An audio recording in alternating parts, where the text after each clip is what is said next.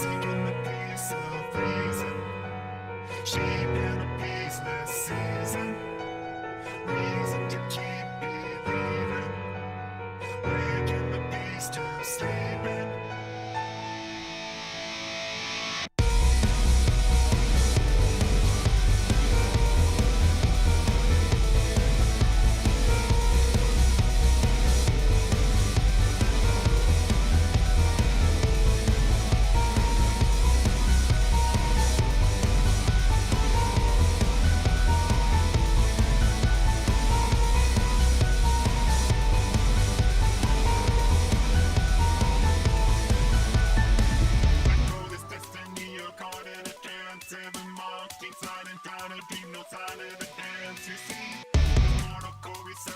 Like a spring step back, two step, one, two,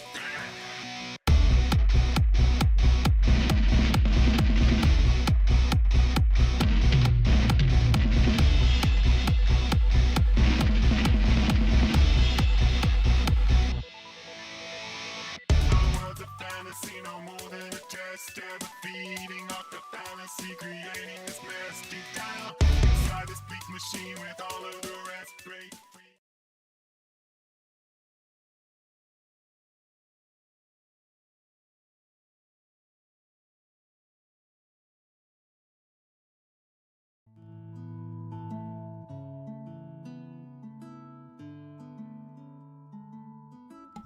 Good afternoon, everyone, and welcome to another stream with me. I'm here. Give me a second. Bear with me.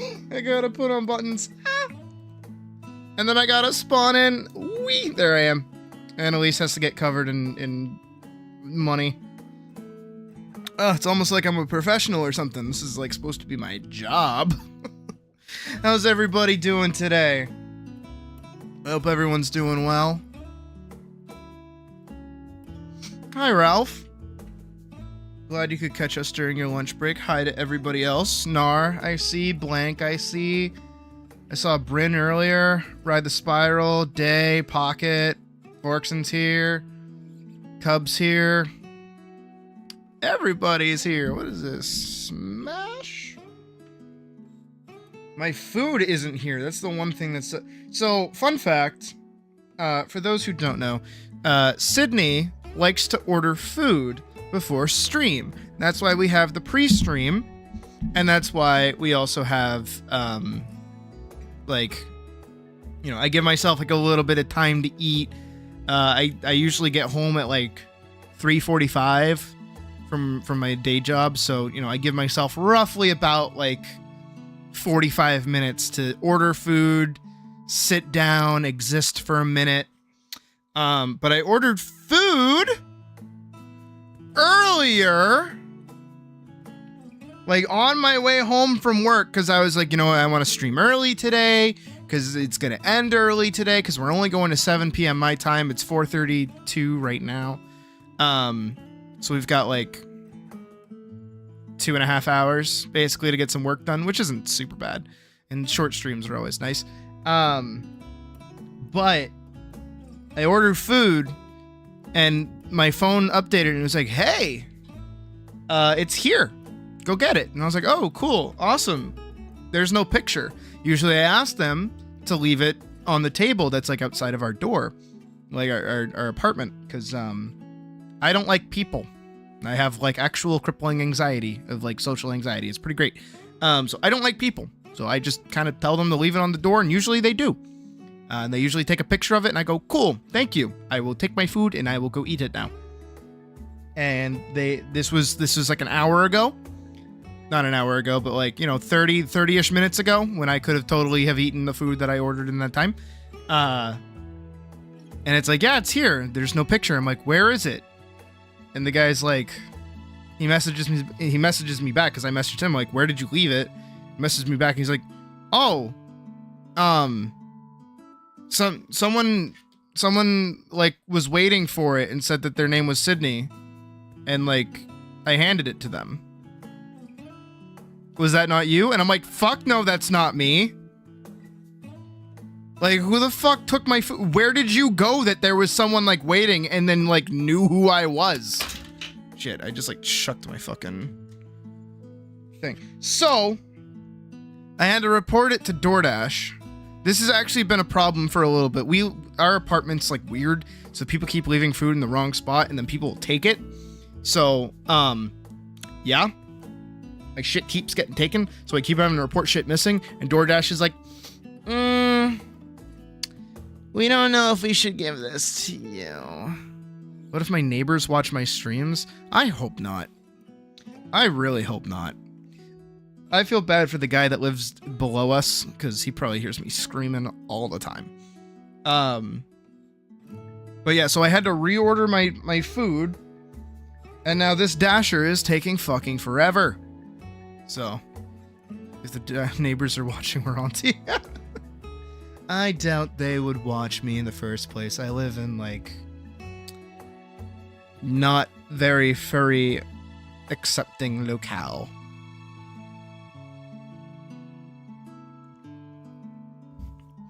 Legit.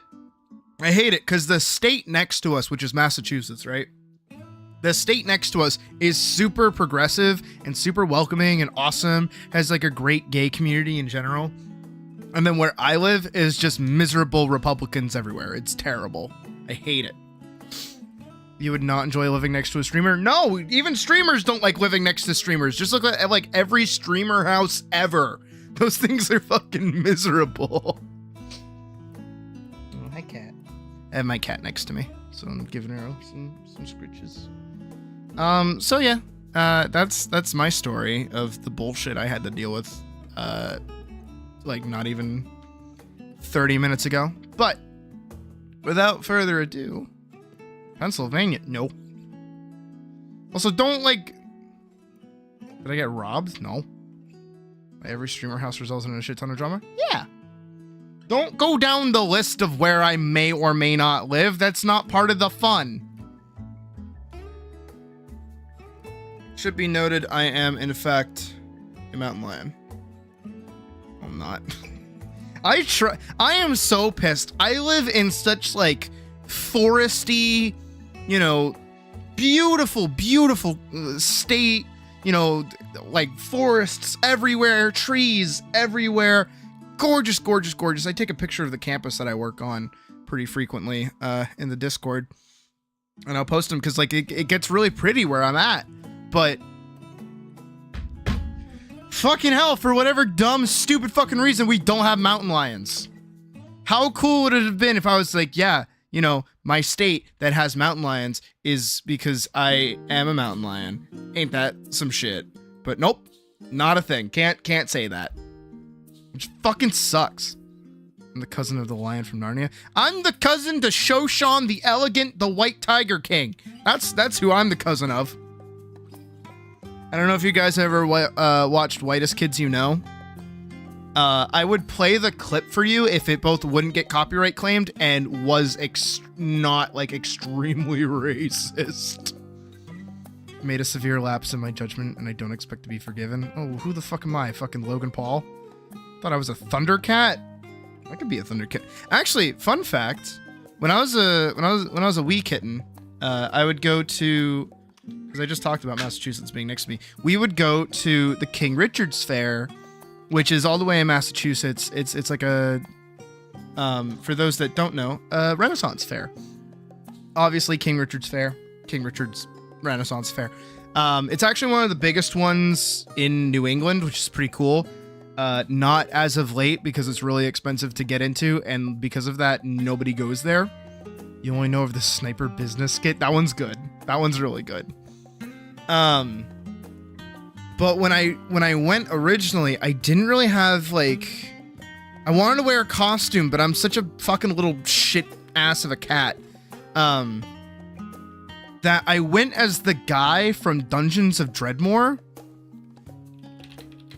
I don't know if you guys have played that game. Let me find a good picture of him. Here. Open image, a new tab. So we'll hop over here. Hopefully it won't break. So I went as this guy, right? And the way that I did that is I put on sweatpants. I cut up a brown shirt to get off to remove the sleeves, and then I put on like a dress shirt underneath, and then I think I wore like my winter boots as the boots, which was pretty convincing, honestly. It wasn't that bad of like a thrown together little outfit. But the sword I had was, I'm gonna see if I can't find it. 2011 Thundercats sword toy. Yeah. It's literally this. It's literally this. I just want to make sure it's not gonna dox me if I show this. Should be fine. Yeah, I think it's fine. Literally this. So it's like a little plastic sword. It made sounds and shit, and the like you could fold it up like this. So I folded it, put it in my belt, and then like I would walk around and like unsheath it, and then like the little plastic like telescopy bits, and like open the sheath. It was so cool. It was so cool. And it had like the Thundercats logo on the front, and then like the eye in the center. It's fucking cool. You would go as a ghost with 2 holes in it for eyes, but using a white sheet. That sounds like that would go over very well. I'm not beating your Thundercat. No, I'm agreeing with your Thundercat allegations. I'm giving more credit to them. Okay, where is this person going with my order? Okay, so they're like here. Okay, better drop it when they're supposed to drop it, or I swear to God, I'm gonna scream. But no, like I love this thing. So I like how there was an arrow, like even in if I can pull that up. 2011 Thundercats sword. Even in the original, like the Sword of Omens, like in the show, I'm pretty sure they had like the little arrow pointing at it. If I can find a good picture of it. I mean, that's just the toy. Jesus, they made his fucking gauntlet massive. Nah, I can't find like a good picture.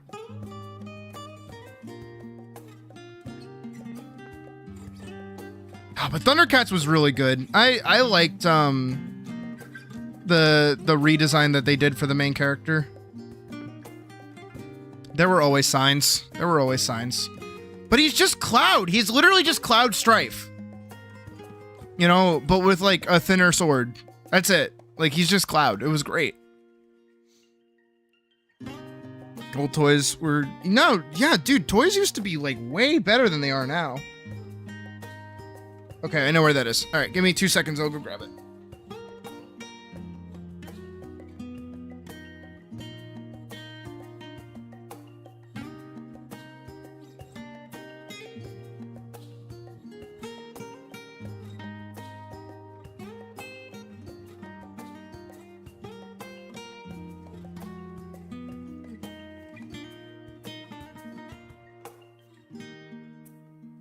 All right, I'm back. Wasn't his name Lion-O? I'm pretty sure his name was Lion-O. I could be wrong. I'm pretty sure his name was Lion-O. Food! Alright. So, admittedly, because I have food, we do have to do the dreaded streamer content of watching other people's stuff. But, there was a video that Day sent me earlier, and by earlier, I mean like 40 minutes ago, of somebody reviewing Dawn Trail, Final Fantasy XIV Dawn Trail. So I'm gonna watch that, and we can watch it together, even if you don't know anything about it. I want to hear this guy's opinion because I liked Dawn Trail. I liked Dawn Trail. I just want to like it more because I want to do stuff in the game. Oh, I use DoorDash, not Uber Eats. What was that? Hey, Sveen, listen to me. What the? I can't hear you. You have to speak up. Oh, shit. As someone who This is crazy chat. Hold on, wait. The WoW Exodus, Can I do the bet? Dawn Trail is the first expansion. I have to remember if I can do the bet. Hang on. On release in tandem with This is the gonna rest look of the weird. community. And while this expansion may be the Is subject this... of much discourse, let me say I straight personally away believe that Ruckelmott was Let me save it. Sid underscore 1111111111. Just so I can do the bit. I'm playing it. I want to share some of my opinions and Do we have experiences chair? with the story and just the Perfect. story because the gameplay and content All right. that does exist in this expansion Perfect. has been pretty fun. But like some of you, You guys sometimes have I delivery wish apps? there Yeah, was we a have bit more, delivery but apps. That's a discussion for another video. Now, There, I'm doing my best Hassan impression. Definitely not as jaded as others might come across, even though I share some similar sentiments. Before we begin, here's a little insight into me as a person and how I approach not just 14, but No, I other left the games chair. I'm not and sitting in the media chair. that I'm not here right consume now. in general. I'm a pretty I just left the positive stream person. on so It you takes guys so can, long like, for me to get watch it. angry or really hate You know, watch something somebody else's because video that on my is the stream to case. pay me I'm money. spending my time doing the thing that is bringing me such anguish, especially when it's an optional thing like a video game. But I get it. You love this game. I love this game. We're invested. The chair doesn't Although talk. I'm you've just been like in the playing other room. for 3 to 4 years. Don't worry about it you bouncing. may have been playing for a longer period of time. We want to see this game improve.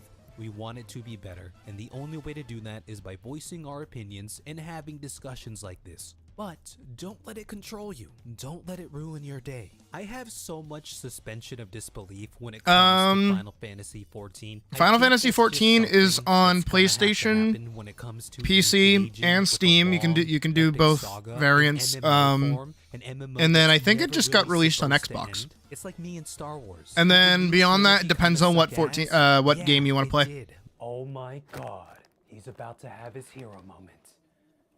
Hey, do you want some?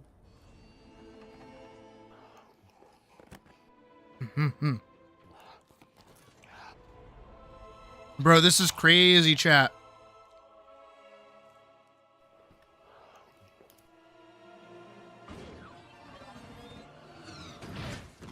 Where did she come from? Oh, what the hell, man? Where did she come He from? ain't even get no girl. He ain't even get no hero moment. Yeah, where did she come He's from? even a Jedi. What's going on? But did I have fun watching it? Yes. Yes, I did. The way my generation talks about the new trilogy Okay, I'm back. is like how the previous generation talked about my beloved prequels. So, my mindset when I'm playing this game, especially something new in this game, is I'm going to have a good time. I'm going to try to have fun. As you should when you I play am games, yes. 100% open to constructive discourse and opinions because I think it's a healthy way to approach something like this.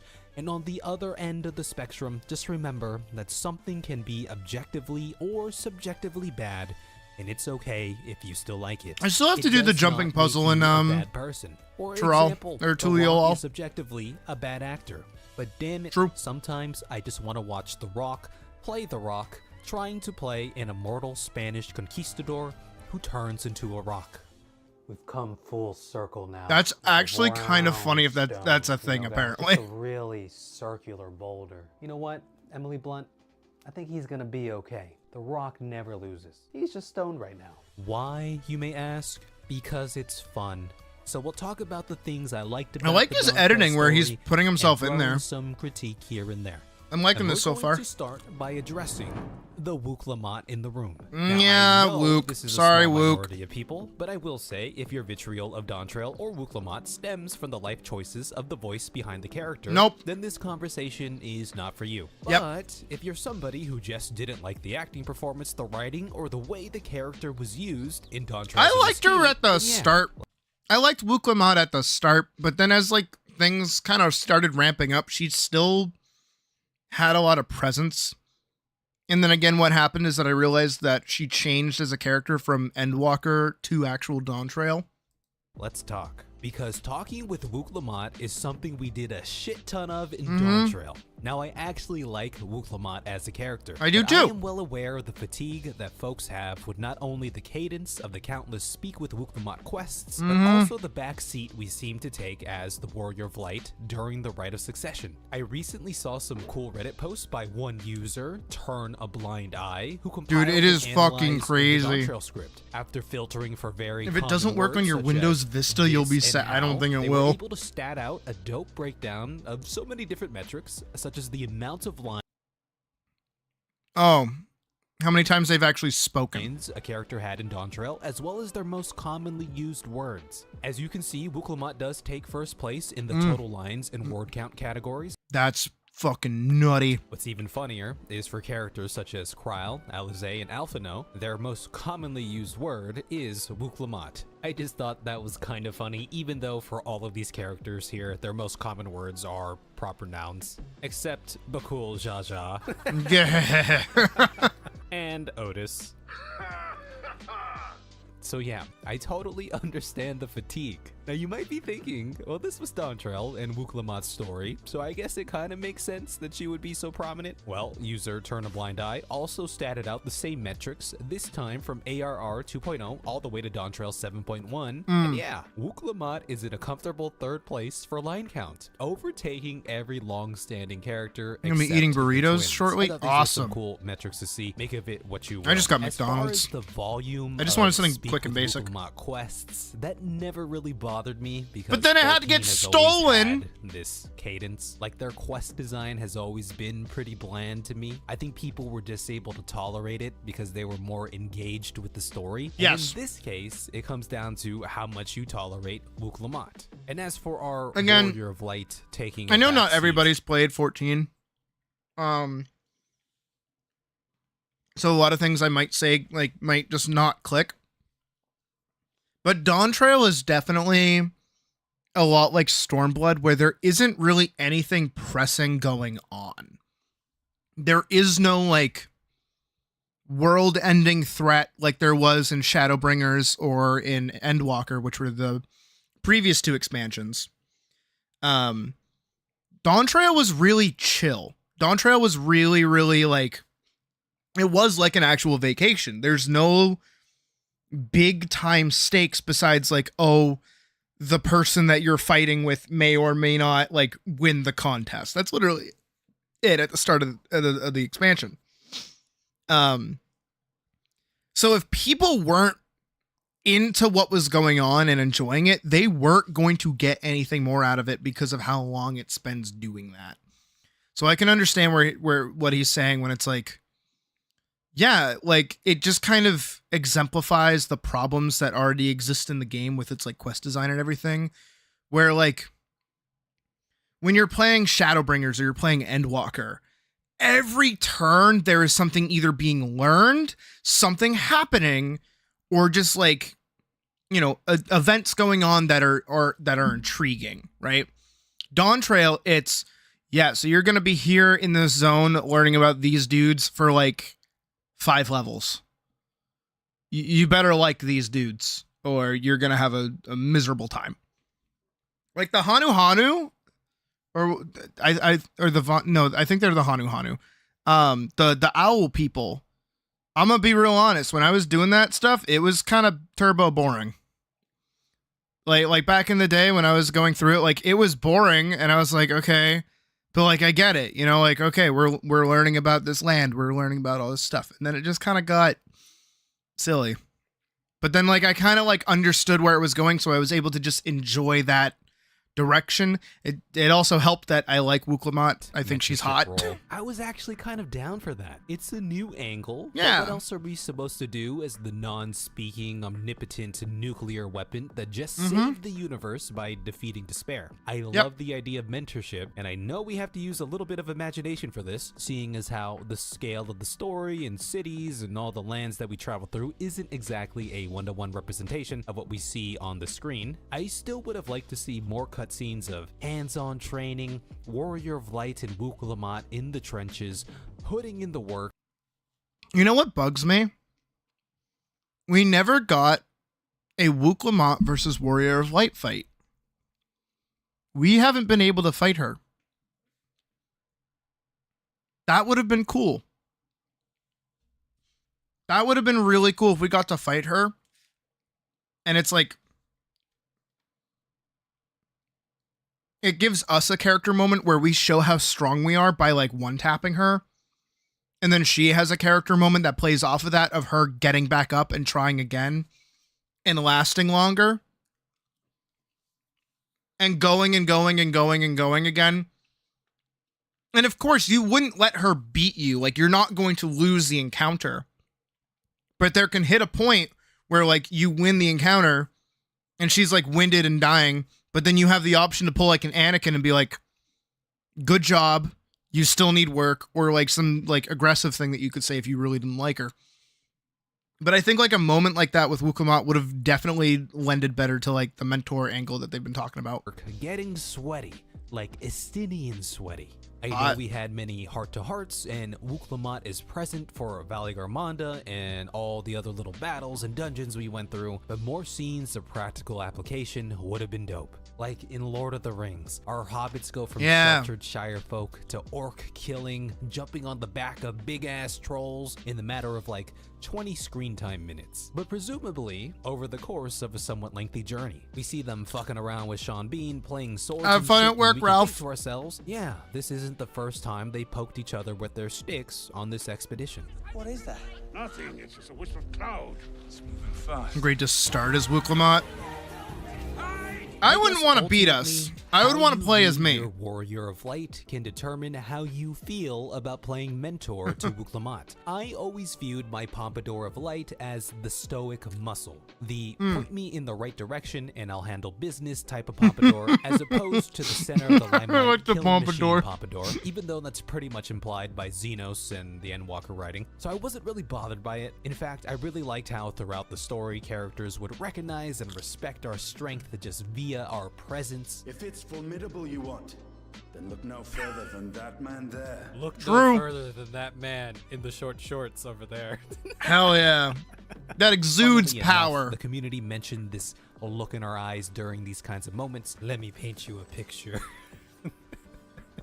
An intimidating, deadly look, which I never really noticed because I wear cool ass shades. That one's not to be underestimated. I think the Which I would have liked if we had a moment to kind of put everyone in their place. Maybe that's just me talking, but it would have been so cool to beat the ever-living fuck out of Bakul Jaja. And because we do that, it scares him into not engaging with Lamachi in like a direct manner. That's why he starts doing all the background shit. I would have loved that instead. Because it would have actually have made him scared of us and want to like work around us but still trying to win. Same thing with Zeralja. I wish he would have like blown up and tried to attack us to like prove something, only for us to body him. I kind of like if we had that kind of more like, I guess the way to think of it is like giving these characters perspective, where it's like, I think with Quona, we could have had a cooler interaction where it's like, hey, you want all this technology stuff, that's cool, but I've seen where that leads to. That's not good. You need to understand, like, you know, why these kinds of things are important. Same thing with Wukamat, is that like, hey, you're strong and you're trying, but the thing that you need to focus on is your like unwavering will and the things that you want. And then Bakul Jaja should have been like, oh, you know, I might just be a big bully and be able to take it out on other people, but there are people stronger than me. I'm not just like blessed, and I can't handle that. I have an inferiority complex. That would have been cool. And Zeralja breaking, once again knowing that there's someone that will stop him. Because again, like Zeralja's whole bit was like warmonger, domineering, I'm going to fight shit. I'm going to fight you, right? It would have been so cool for him to have like an extra like little panic attack where it's like, yo, I might want to fight, but this fucker just like bodied me. Is about his 30 years away and how we don't understand why he is the way he is. That's true. I mean, we've gotten brief mentions of his like worldview where it's like, in order to preserve peace, people need to be under his heel. He's the wayward son. He's the unblessed son. He has so much to live up to. He has to focus on everything.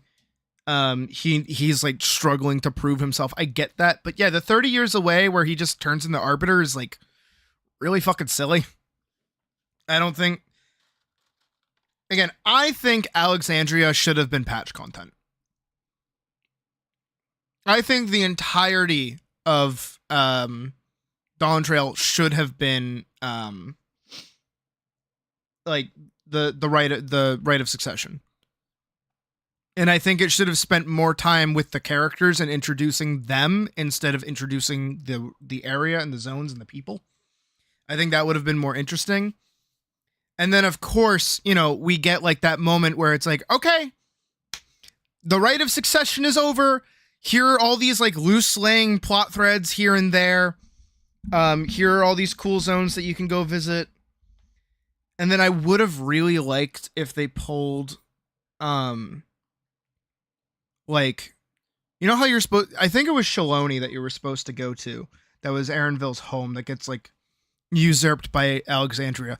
It would have been so fucking cool if Shaloni, if that's where you're supposed to go, if Aaronville's home was like not eaten by a giant purple ball yet. And it was like an actual zone you could go to. And like, you know, make that really centered for a bunch of content. I think that would have been really, really cool. And then during patch content, you nuke it. There you go. You have now attached people to this area and you've taken it away from them. And they're like, huh? We didn't know you could do that. That could have been an awesome Tesseline moment where like you get the time to go there and meet all these people. And then when you go there again, because Alexandria is like all the way in the future, you're seeing these people again, but they're older. That would have been so cool. And it would have been extra fucked up instead of just kind of like, oh, you know, we kind of get that these people were displaced in time. It's like, no, you're actually seeing it. And again, that like time dilation of the end of the MSQ into the first patch content MSQ, that amount of time would have given people enough time to go there, maybe like characters, maybe put your dailies there for a little bit or something. And then because you're eating it by, you know, Alexandria, you can leave all the quests there. So those dailies can still be there, but they just operate differently. That would have been so fucking cool. But no, they didn't do that. They had to eat it. That some people Couldn't bother. might have with this angle isn't the fact that we played Mentor and took a backseat. It's more so how we played Mentor and the results of that mentorship. Which makes sense. Measure your worth by the success of others. Didn't we already say this? Wuklamant's journey was definitely one of a shonen protagonist. Yep. A comparison I made so often during my playthrough, seemingly overcoming every obstacle through the power of friendship, which again, never really bothered me because that's what 14 has always been about. It's campy and cheesy, but so is this game in many ways. But Nah, Cub. The reason it bugs me is because they did shit like this in Shadowbringers and they did shit like this in Endwalker.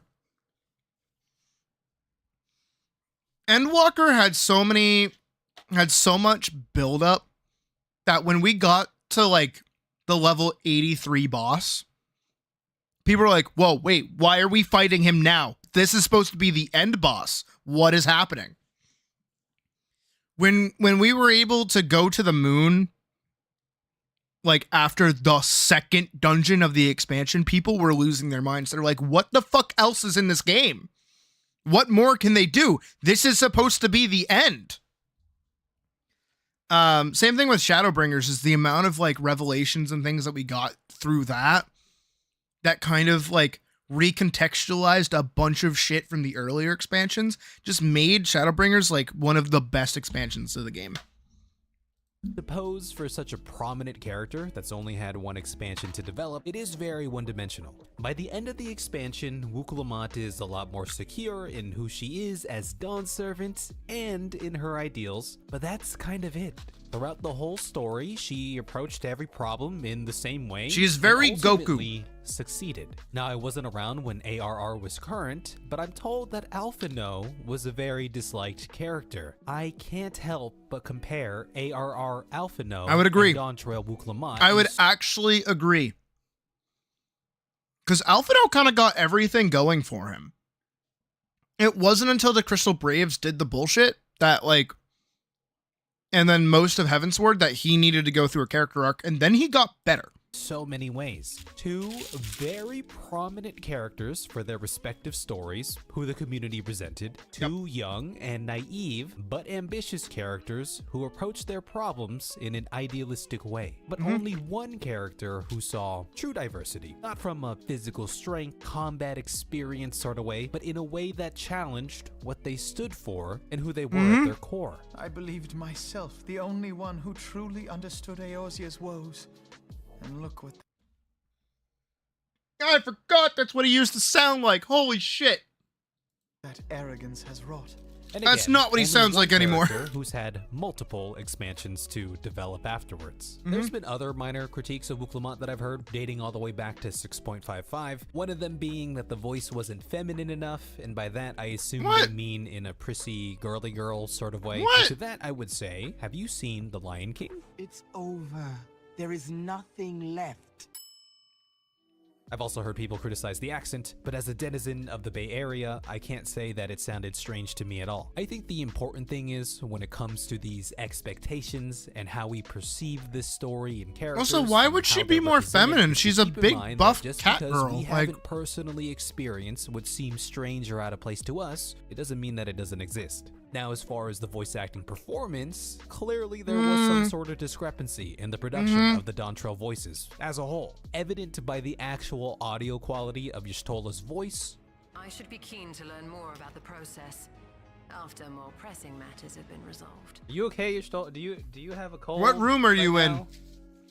Do you have a sore throat? And some of the emotion or urgency that didn't quite hit in certain moments. Sting, listen to me. This is too gay for me. Oh, who gives a shit? That the energy that Wooklamont has in this recording, it's the same energy the Warrior of Light brings whenever something bad is happening and we're kind of just watching. Like, oh no. It's like, oh no. Fun fact, by the time I got to this part in the story, the new re-recorded lines had just been patched in, and I thought they were pretty damn good. She's losing control of the power. Okay. The power! The reverse pompadour. Sting, listen to me. Oh, damn! Okay, that's We better, get so much of actually. the goofy Wooklamont throughout the story, which I think Senna is fantastic with, but I definitely thought the VA shined in some of these more emotional No, that moments. wasn't bad. Some That of wasn't them with terrible. The re-record. By the way, this topic It wasn't kinda spurred great, me but on it to wasn't check out some bad. of the other VA performances in other languages, and the German VA went hard as fuck here. Listen to this.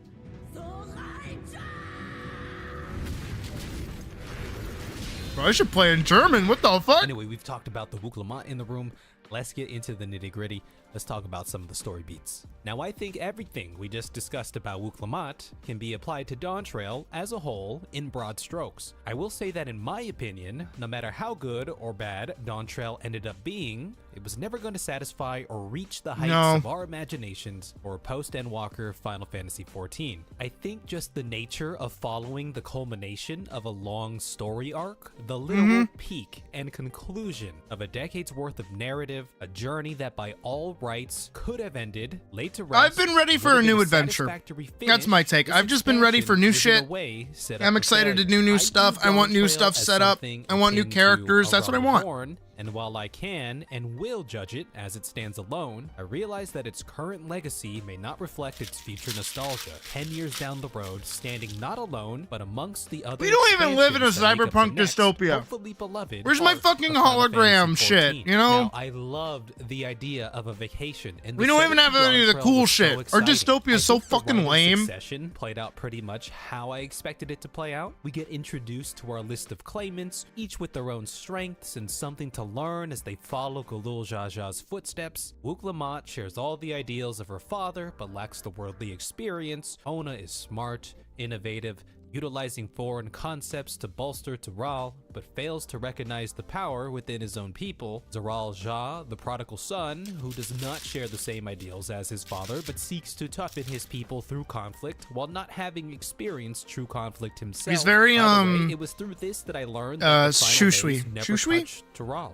Before I Senshi? learned this, I was kind Who of the fuck is- shocked what the that fuck is his nobody name? here ever talked about the final Bad- days. bad And it guy makes in sense Rurouni because Kenshin. Zoral probably would not have his current mindset. if Shishio, this land that's had it, Shishio. experienced what Fabnir went through. Then you Zoralja's have very Bakul Shishio. Jaja, your typical bully who The I strong figured should was probably lead the gonna weak. die early on or something. Though by the time I really started progressing The Donjoro's cool shit just story, costs I a had shitload of seen money. I bits mean, of that's the fair. love affair that the online community seemed to have with him, so I figured there was more in store for I don't know. this Why can't I character. do For bounties, me, man? Why there can't I be a was bounty something hunter? very nice and calming about the lull of the first couple zones we went through. I think moments of peace, for lack of a better word, are Mhm. needed to help heighten the highs of our story. Otherwise, if we're full throttle 100% of the time, full throttle just becomes normal and mundane. But I do agree, it did feel very slow. The Yeah. cadence was the same: go to new area, but the way is blocked. Get to new area, complete right, send Bakul Jaja Yep. blasting off again, and Yep. go to new area. But the Yep. way is blocked. As I mentioned before, while tiring, 14 has always had this methodical cadence to it, and it wasn't until we got to the land of the giants. I the don't want to Yakui, be. when I don't the want to be story fucking really like picked Bill up the for me. bounty But There hunter. were a lot of moments that I loved. I liked the idea. That behind shit's the just right like of Repo Man succession shit. I as don't a want to do whole. that. The That shit's fact miserable. Galul Jaja reserved the right to withhold You gotta leadership of have like employment, really but thick skin to be a simply winning the Repo Man. right wasn't the main goal. This is the shonen anime aspect of the story that I enjoyed so much. Retracing Galul Jaja's footsteps and seeing how his journey impacted the people that we are currently meeting gave me such strong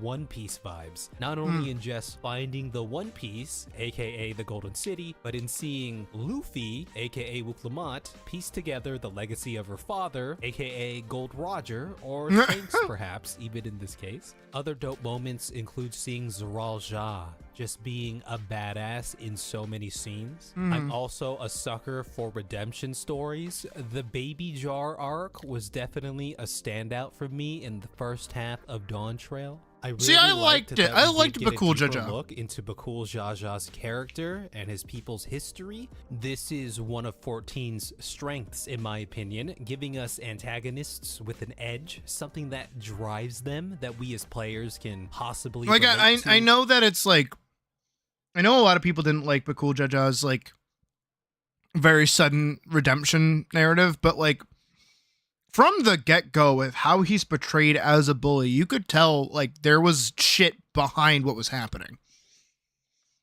And of course it had to just be dead babies. It's like it's always dead babies. Humanizing them. I loved seeing Estidian living his best life, doing whatever the hell he wants. Yeah. I wouldn't if I were you. Oh, who's this? Oh, it's Estidian. Is that?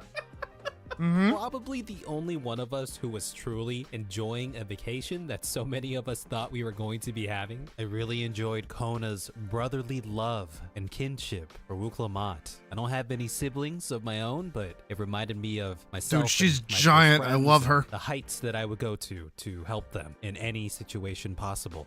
And it was awesome watching Dad Cred and Urianger playing Dad Bros for Kona. They keep dropping the line. He said the line. Yeah, they keep dropping the line. Well, they dropped it in the patch or the post patches, right? Now, I said this a lot throughout my playthrough, but if I was able to step in the shoes of any of the characters, it would be Dad Cred and Urianger. I'm just imagining all the shenanigans that they got into. Not He's a only as Ruganin. a duo, but them and Not an Kona orc. as well. I know his skin is green. I bet they're getting up to some stuff. But this is a perfect segue into something that I think was lacking. I was so excited to just get a bunch of cryo time, which we were blue balled on. until yeah, we were towards the really end of the blue balled expansion. on the But I was cryo time. hoping she would play a much more prominent role throughout the story. I think the same could be said for Aaronville. Aaronville as Yeah. well. Alize and Alphano kind of felt like they were just there to Mm-hmm. be there, without really impacting anything at all. It felt like they were just there to fulfill our dungeon and trial. I was literally about to say their entire reason for existing was to fill the healer and DPS roles. I was literally about to say that. And as far as Thancred and Urianger, I'm so disappointed that we didn't get a chance to duke it out with them at all. That would've been Look at your awesome. ass. Again. The rite of succession was Also, can we advertised- just take a again. second? He spanked him on the butt. Thancred and Urianger. He gave Urianger a little spank on the butt. A chance to duke it out with them at all. I'm gonna kick your ass. You can't tell me that's not a smacking you on the ass position for his arm there. The Right of Succession was advertised as a competition, so the fact that we didn't get to challenge them, yeah, we didn't even get to compete, trial, or solo duty is a miss in my opinion. That's the most that we saw. Oh, those bastards! See, I told you we gotta kill them. Like, imagine how they should have been a boss fight in the dungeon. That would have been awesome. The solo duties were so awesome in Dawn Trail. Now, ultimately, I see why this wasn't the case, because Kona very much paralleled the second head to Wuklamot's resolve. So ironically, I guess they weren't ever going to come to a head. But I think the story would have been a bit spicier if there was some actual friendly competition there. The community pointed me to a prime example of this. During the Tyrrell's Best Chef trial, our party gets the perfect team up with Kona's group, effectively robbing us of any divisiveness or tension in what was supposed to be a competition. There are a couple of other things I could nitpick. The fact that Bakul Jaja releasing Valigarmanda, to me, was the equivalent of domestic terrorism. Kinda, yeah. Really batted an eye was interesting. Yeah. And on the topic of Valigarmanda, I've heard that our clash with the weakened Dural Vidral left a somewhat empty taste in some players' mouths, but I think regardless of Valigarmanda's state, it was always just gonna be a level 93 trial in people's eyes, and the fight was fun regardless. I was also so happy to get some backstory into Wuklamot's parentage. I kind of would have liked if it just so happened that Valigarmanda like broke out instead of Gluljaja like actually doing it. What would have been really cool too is if Gluljaja was there and he was one of the first to try and stop it. That would have been interesting. That would have been like an interesting show into his character. Because he's been a bully up to that point. But then he's like there looking at it, it breaks out and he's trying to stop it and he gets bodied. You know, he can kind of have like a character moment where it's like, I know I need to be strong right now, but this thing is crazy powerful. I need other people here. And then he can like come to us and do shit, but then he like gets all like angsty about it afterwards. I understand why the meeting and conclusion with her father was so brief, because it was symbolic of Wuklamot shedding her past and committing to her present self as future Dawn Servant. I mean, I guess that makes sense. A little. A bit more there. We a got little past silly. that real quick. Yeah, no, we moved really the fast through pacing that. of the Rite of Succession was a bit lackluster. I enjoyed my time. but Then no. everything changed when the Fire Nation attacked. Yeah, Alexandria was a little silly. Baby! Invasion! Star Wars invasion! Because the second half of Dawn Trail felt very much like the Endwalker that we had just previously left. Stakes were back and the world very much opens up again compared to the isolated Tyrrell that we had experienced during the Rite of Succession. The familiarity of foreign reflections, implications of dimensional fusion, and the morality of one's existence, and the choices that they make to keep it going, all themes and motifs fitting for the story we know and love. Which begs the question, would y'all have preferred if they hadn't previewed or hinted at any of the Solution 9 stuff that was to come? Like if it was a true surprise? Again, I still say it should have been patch content. I think it would have been a better narrative patch-wise. Because it's already what we're kind of leading into. Like we're taking our time learning about like the little like trophy thing that we got that lets us travel between realms and shit. Like, we could have gotten that towards the end of the story, which would have been into the next fucking expansion. That would have been cool. First half of Dawn Trail feel like a gotcha moment? Or do you think knowing what was to come allowed you to get through the Rite of Succession as it was? Because the whole time while I was progressing the Rite of Succession... Also, we all thought it was going to be would Allegan eventually shit, but it just happen wasn't. As we got closer to the Golden City, I was still wondering, when the hell are the spaceships coming into play? If I had to describe the second half of Dawn Trail in one word, that word would be memorable. A lot more memorable than The Rite of Succession. I mean, yeah, it's actually kind of gave a accurate. damn about so many members of the second half ensemble. My bun bun. From Kakiwa to Baby Galulja Jr. Kakiwa was aka really cool. GJJ, aka Ja Rule. I knew some shit was going down with that. New favorite character. Mini Galul. But also, like, To Vieira Otis lived and forever. Steen. Oh no, Otis. Still better than, this is way better than the Dwayne Wade statue though. Everything went according to plan. Are you evil? Great performances. Are you across the evil? board. Right off the bat, Bakul Jaja's redemption arc continues, and I'm all for it. The only thing I wish for to complete this cycle was a taco scene in the final credits. No, that would have been nice. We're getting that because he's here. If he's here, we can't have tacos over there. The Galul Jaja versus Saralja, father versus son fight scene was so dope. But another instance of the Warrior of Light kind of just watching. Doing on. fuck all, yeah, gotta love it. Time to slash, do it. But I suppose if he were to step in at every pivotal moment, we wouldn't have much of a story, would we? That's cheating. Nice one. You cheated. I haven't talked very much about Galul Jaja, but just know that I really enjoyed the character and thought the VA performance was great. I actually had a moment earlier on in the story where I discussed the possibility of the Head of Reason being dead the whole time. What if he's dead? But I was holding out hope for the scenario that the Head of Reason was actually asleep and him and his cool hat would wake up at some epic moment in the story to destroy somebody. The theme of parentage continues. I loved the flashback of the Lalas coming out of the portal with the What baby. the fuck are you giving me a baby callback for? to Shadowbringers, from deep in our cups, a trolley arc to sober train arc. Oh, it's the trolley arc again. It's so weird. It's My so man's weird that got they his did that. wife, everything is good. We get this random ass Disney montage. Yeah, that which, one was I weird. don't know, man. That montage I was thought a it little pretty strange. funny. This dope train action. That scene should have been a was duty. one. You should have been went with the shooting Liska. dudes. That It would have been sick. cool. Yo, I wish they should have made it so we had a little shooter mini. Yeah, it would have been two- awesome. They have Air Force One in the game. Just make Air Force One in the fucking in the MSQ. Cutscenes, especially the action-oriented ones, have looked so good in Dawn Trail. And finally, to the land of lightning, me, super suspicious of Sphene, who seems Sphene was too fucking nice and weird too the whole perfect. time. Is she evil? The epitome of evil. Versus the perfect example of something we talked about earlier, Wuklamot, never really changing or growing in her approach, cozying up to Sphene pretty quickly. Character does this like nice thing, and Wuklamot's like, "Whoa, you're just like me."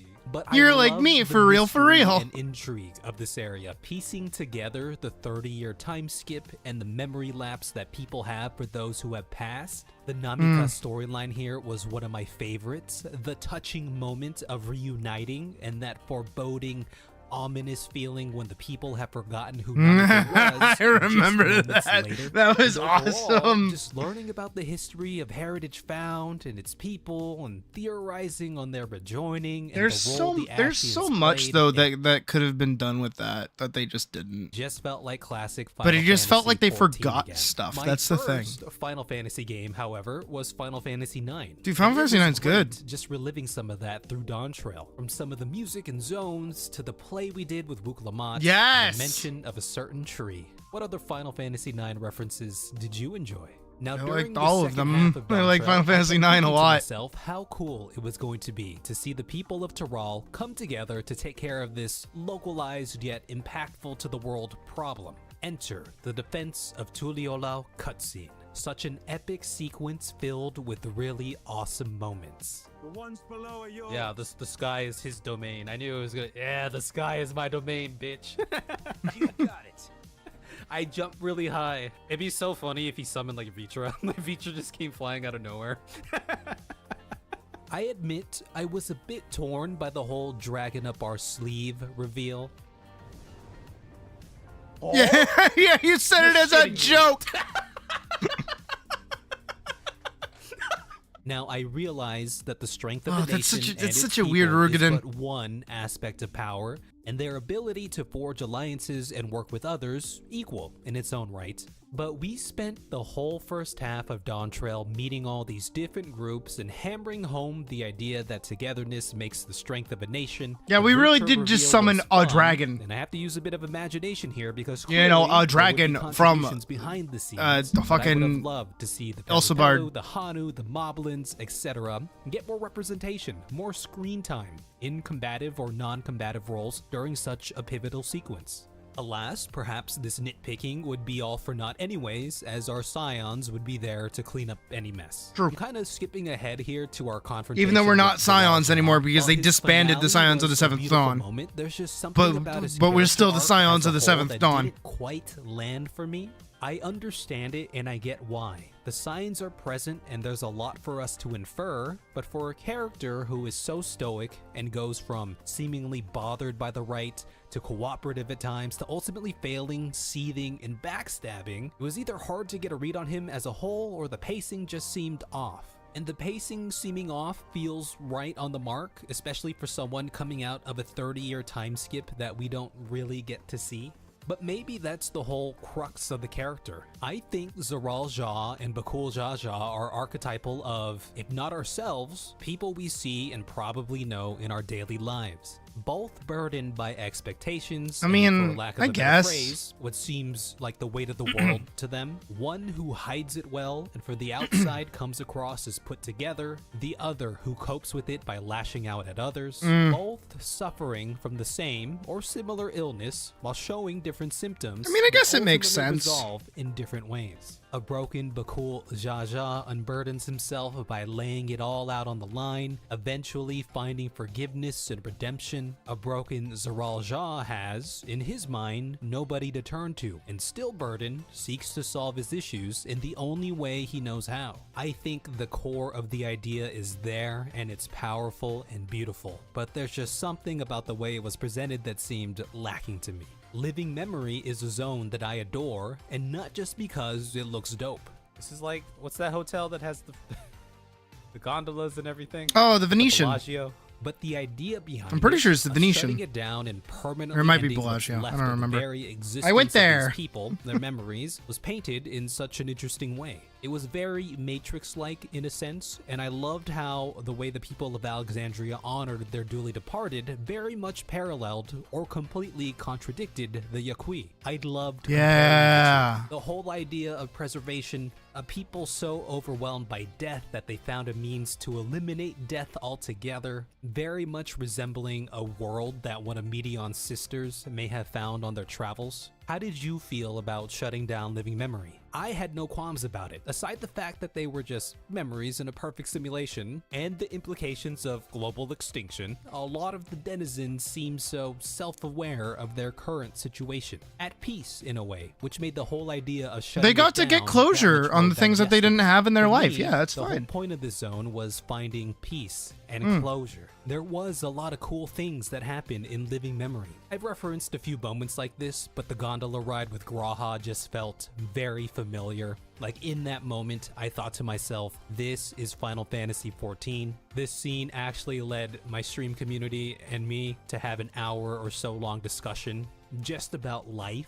This isn't the first time it's happened, and I imagine it won't be the last. but Yeah, I appreciate do how that moments of occasionally. the story can help facilitate conversations like that. It takes a lot for me to get overly emotional when it comes to TV, movies, and games, but if there's one thing that will pull on my heartstrings, it's parental figures and the bonds they have with their children. I'm talking like Prince Yeah, Zuko, that- and Uncle that Iroh, gets me or Will too, Smith and admittedly. Uncle Phil. Dawn Trail is full of that, and Yeah, Living there's Memory a- there's a has lot of tons family it. The themes in Namika Dawn Trail. scene was beautiful, and so was Otis, the guardian of Alexandria, finding peace. Finally, we get some closure for Kryle. Some goofy moments dispersed in between, but heartfelt nonetheless. Some Milala It's lore a little- as it's a well. little I thought silly. we were being introduced to another reflection and calamity, but turns out it pays to do the optional content in this game.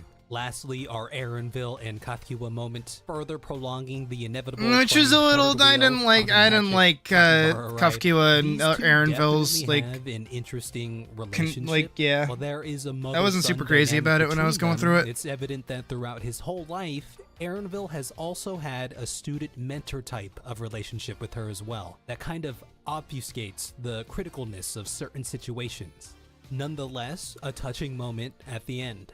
Dawn Trail, an expansion about parents and children and legacy that I think I just appreciate more at this point in my life. Now, I thought the Sphene I can get that as a whole was I pretty interesting, can get that. seemingly struggling between her duty as ordained by the program to protect her people, living up to the memory of the Sphene of old, and Sphene's true essence. In this case, I wish it was Hrothgar had Murad's white teeth. perseverance that was That bugs me. finally able to reach It bugs the me true that their Sphene. teeth are yellow. Clearly, there's a lot that could still be touched upon, but I think I got a lot of the core ideas that I wanted to speak about out and in the open. I'd love to know some of your favorite moments, as well as areas that you think can be improved upon. Are you excited for anything in the future? Because I truly am. I'm just gonna let Y'shtola I just play want around with the more. key for a bit, but I can see this journey. That's literally going in it. so That's many ways like because be the all end all of what I possibilities want with out this of Dawn Trail technology are is endless, just more. unintended. Like I don't care Guys, if the it's story been is a pleasure. bad. Thank I you just for want giving me more the stuff honor to of do your in the most game that is fun. important There resource is of all, nothing your to time. do right I'll be now. uploading my Dawn Trail MSQ playthrough along with everything we do on stream to a highlight channel, link in the description. Come find us live on Twitch or here on this channel. I think everything that this guy said, I guess Kev, I'll call him Kev. I think everything that Kev said is like accurate. I agree, like full stop with everything he said. I don't hate Dawn Trail as an expansion. I am annoyed of certain things. I'm able to look back on certain things. I vary. I'm able to recognize that, but at the same time, it's like I don't hate it and I'm not angry at it. I just want to play it. I want stuff to do. There's nothing to do right now. Give me stuff to do, game. Let me play you. That's all I want. I'm gonna put on City Regalia music by the by, and we're gonna actually like work. Oh jeez. I put on OST. Oh, OST. Post. It's like the bit is that, you know, I just want more content to do in 14 right now, and there's like nothing to do. And I'm pretty sure everyone that plays it, that, you know, plays it at some level can kind of agree with me on that. A little bit anyways, I hope. I don't know. I like 14. I want to play it. There's nothing to do. My big problem with Red Dead Online like 5 years ago. That's fair. I can see that angle.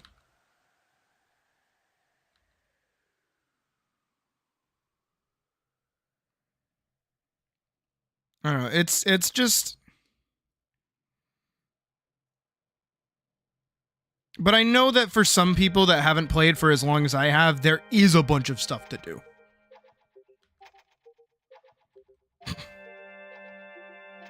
And I do need to finish my on-stream run of Pseudo Regalia at some point. I don't know when though. It's usually a break game, so. This thing's so fucking freaky, dude. I love it. Could have been Cowboy GTA Online, and it's nothing. Yeah. My roommate plays a lot of GTA Online.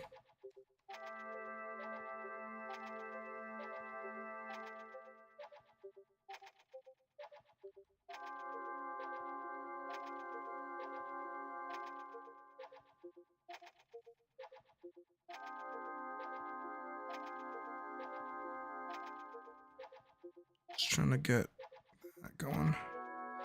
I don't know. I don't think Dawn Trail's bad. I just want more content. That's it. And apparently we will be getting more content towards the end of March, which kind of sucks, honestly. I would like it now, please and thank you. GTA Online is boring to you now? That's fair. I don't know anything about it. No key? Okay, I get it. You want out.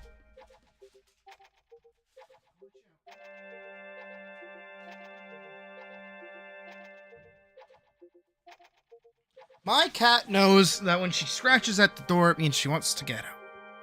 I get it.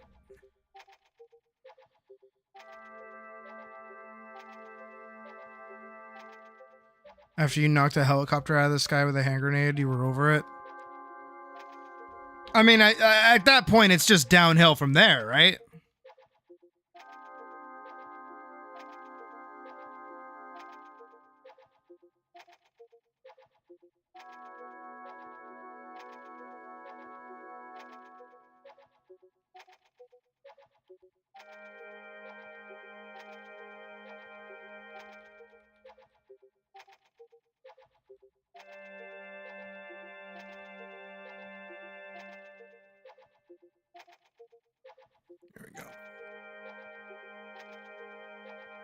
There should be a third.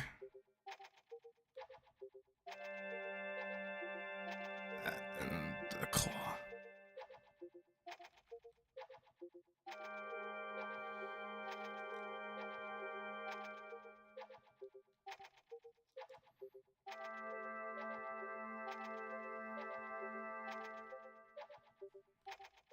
I don't know.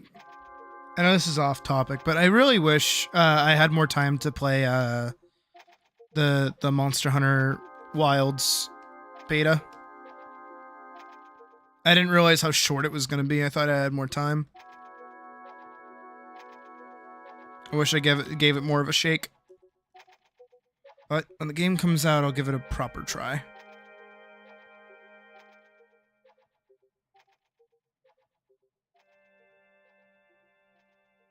Like, even if I hate it, I'm gonna give it a proper attempt.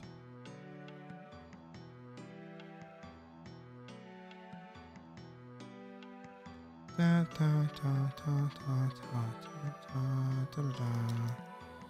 do want to curve this down.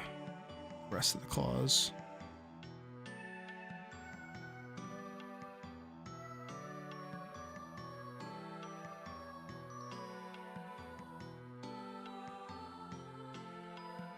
I do really like this thing, though. This thing's really cool.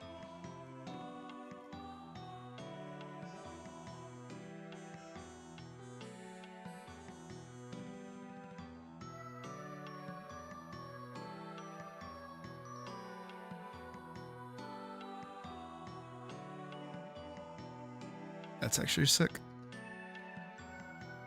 That thing looks sick. Now the real question, what color do I want to make it? I kind of want it to be like an opaque-ish, gross kind of skin tone. Like that, yeah. Yeah. Ooh. Do I want it to be skin tone, though? I kind of want it to be more grayscale. I think a grayscale makes it look cooler. Makes it feel more stone-like, you know? I think that's cool.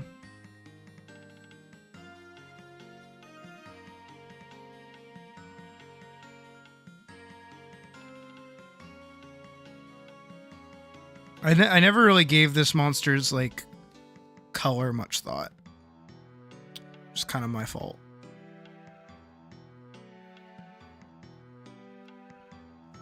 I say kind of my fault. It is my fault. I'm the one that made it.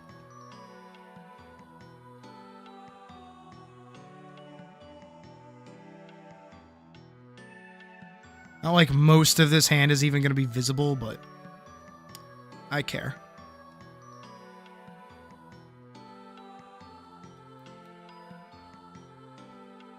Bone Goyle. Is the librarian. It's a librarian wraith. Librarian _ hand. Transparent. Yep. And then we can get this shot.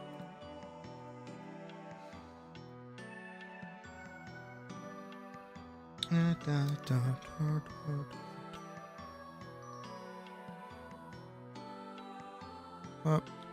Whoop. Whoop. There we go.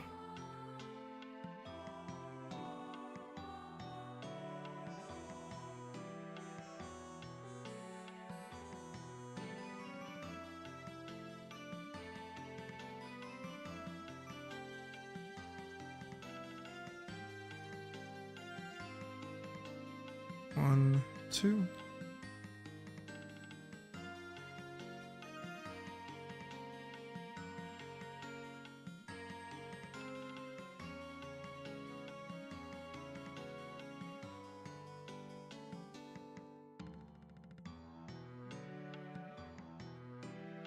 There we go.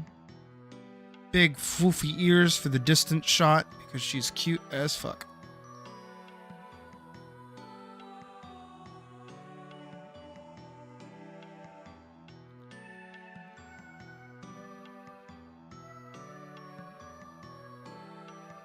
Oh, don't worry, Vera. You'll see in a minute.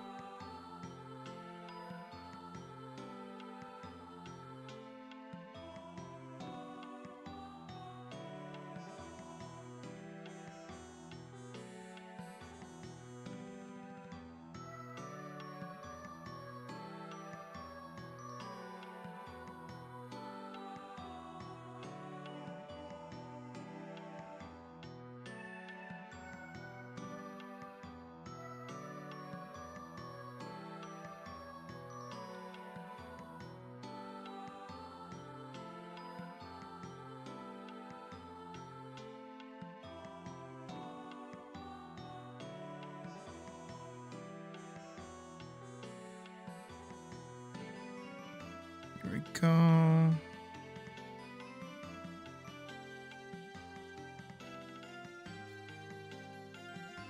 Mix out her tail a little bit more.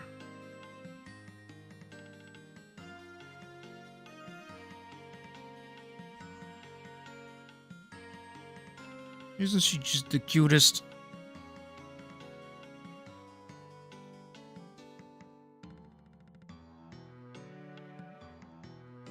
Got her little sword frog and everything.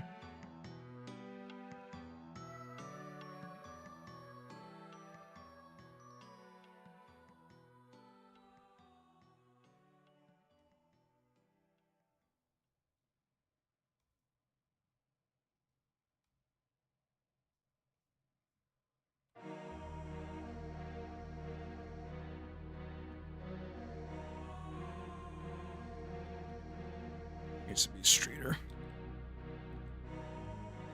Go.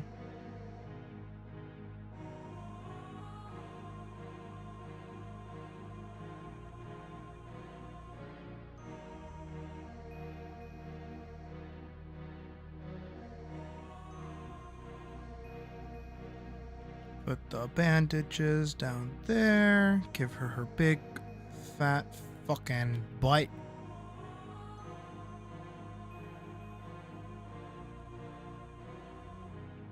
Ginormous thighs.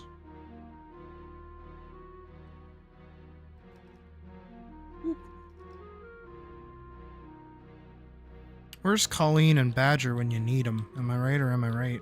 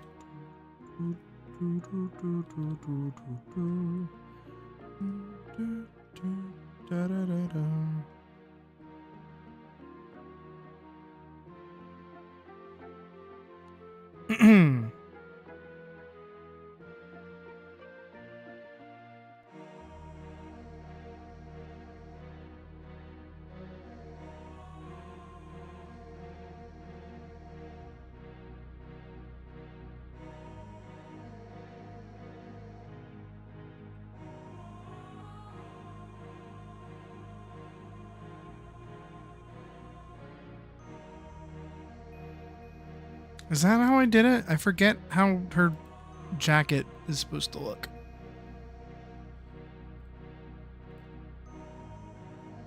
That's 14. I want 2025. There we go. This. Yeah. No.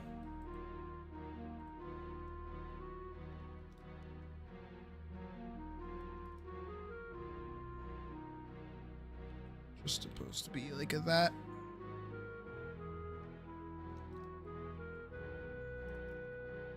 Think of this.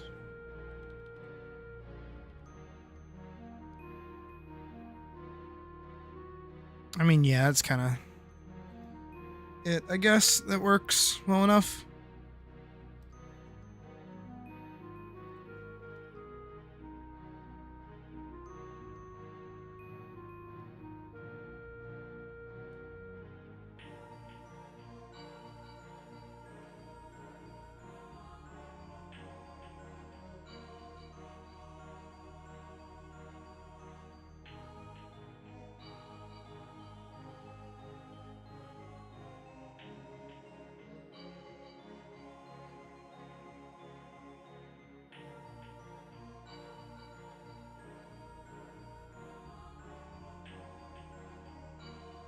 kind of slink this down as intended.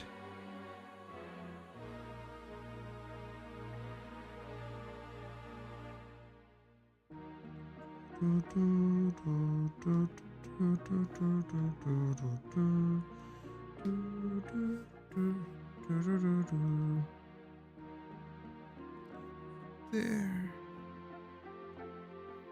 Just kind of, gives the area some space.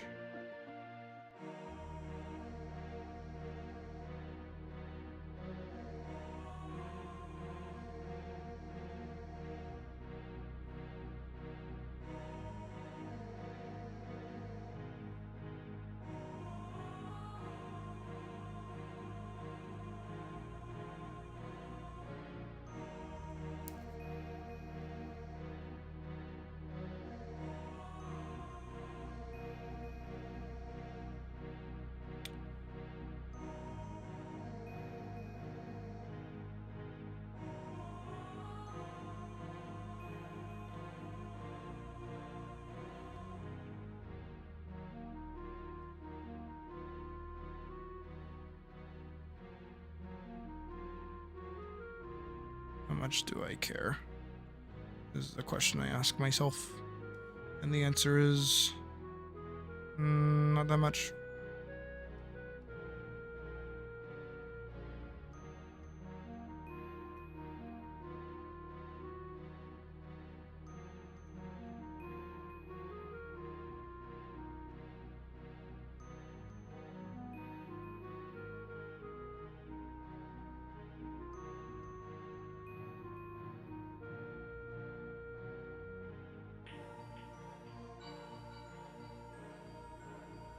As long as one of these ends up having like a little bit of like a divot where it's pretty clear that she's taken the book from that spot, I think we're okay.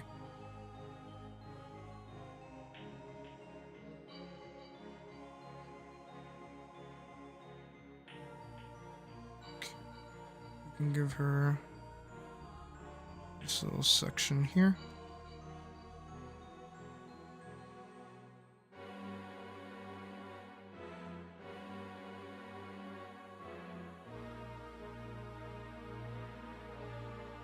I think it'll get the point across. I don't think it's that big of a deal, to be real honest. Same thing with what's going on back here.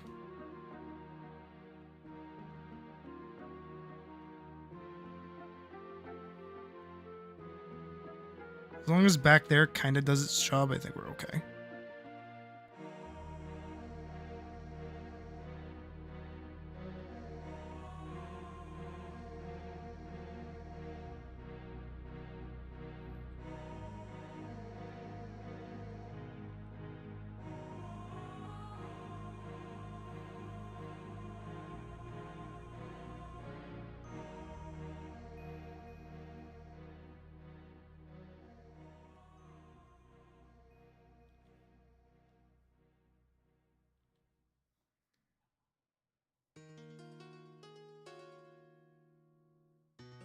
As long as all of this looks somewhat acceptable.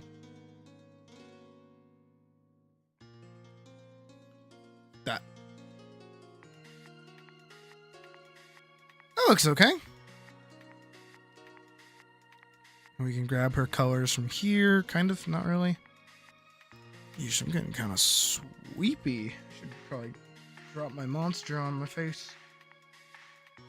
There we go. Less better because I can still see her eye. There it is. This one I can get rid of the my color. There we go. We can get rid of the highlights too, which is helpful. What am I looking for?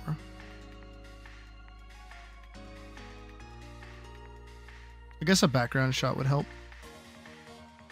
That's thumbnails. I want part 1.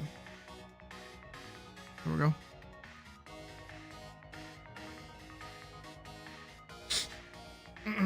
Yeah, I just have a playlist playing. Alright, I'm gonna drop like a monster in my mouth. The drink, the drink, the drink, the drink, the drink. It's Trunks, the drink. When he was a kid, he was called the juice box. But now he's the drink. Vegeta's his father. So he's the cup. You don't give a fuck.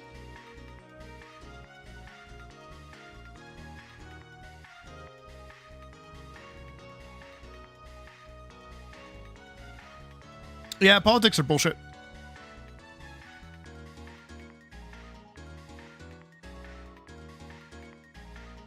Personally, as long as people are happy, I don't really give a shit. But the second somebody starts fucking with somebody else's happiness, that's when I'm like, okay, I don't like you anymore.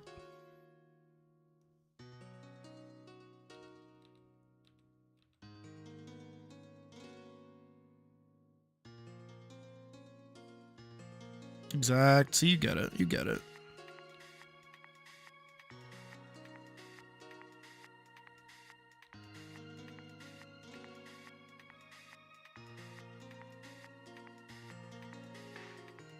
Okay.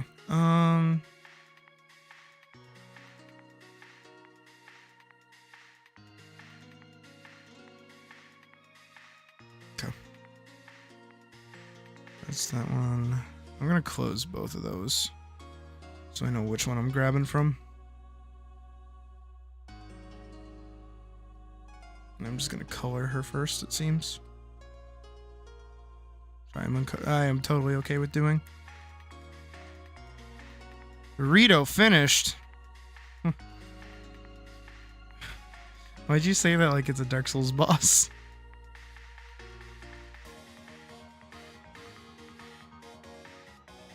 Burrito finished.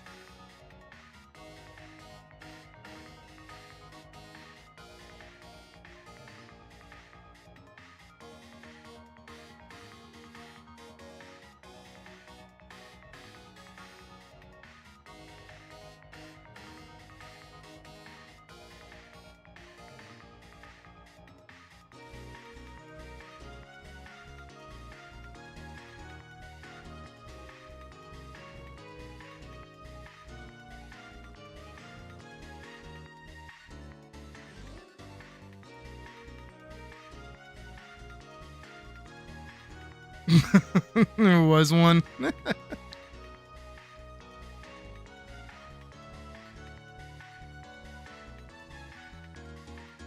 Is it wrong of me to say I don't really like burritos?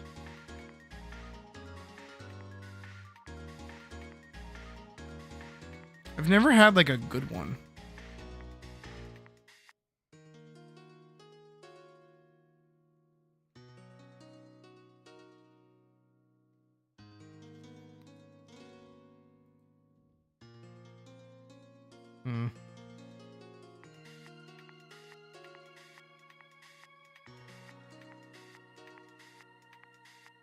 Can't. Damn. Okay. I see how it is. My bad.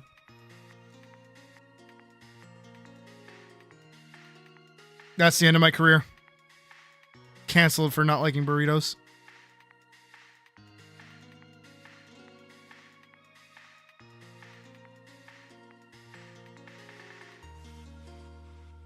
Yeah, no, that's true. I don't know, it's like everywhere I go, regardless of the type of food, there's always the, oh, this is what I will get, you know?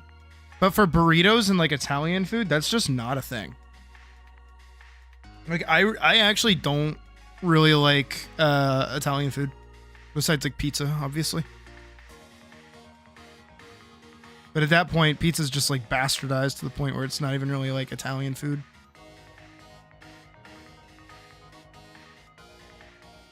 Like, I like pasta, don't get me wrong. I just can't eat cheese.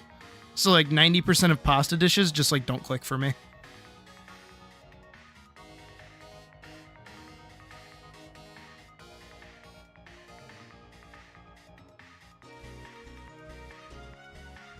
I know for a fact that I have drawn her sword already.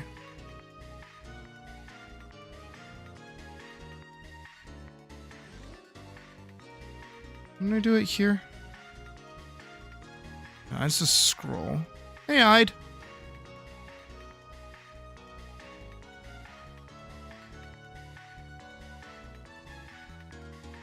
Page 2A, is this it? This is it. You're from upstate New York, so pizza's a big thing. Oh! You're actually really close. Make serviceable pizza. I mean, there's no such thing as like bad pizza. There's shit pizza, but like you'll still eat it.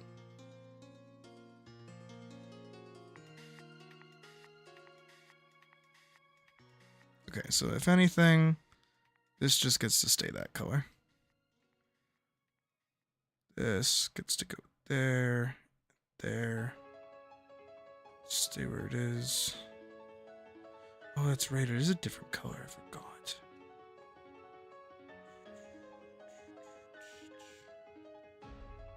It's that. It is not, in fact, this brown. It is that very light. It's very light brown. And it's this. And then it's this black.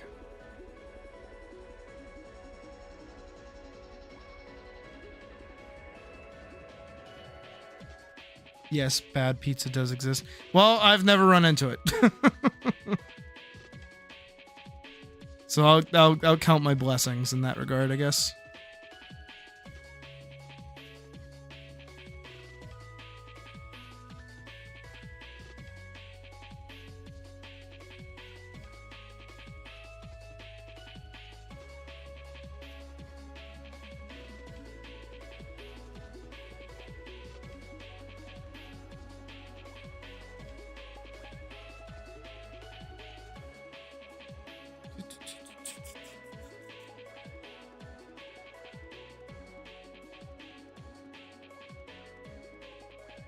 Come on. I can remember which one I put it in.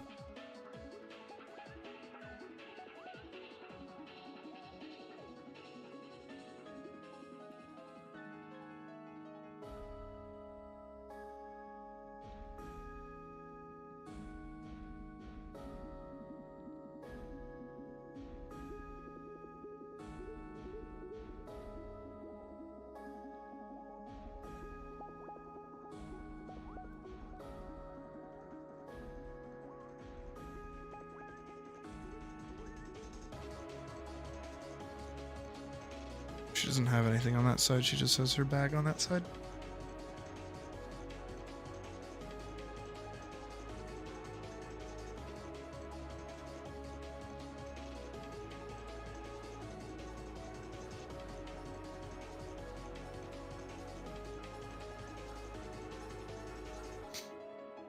Hey, Jotaro.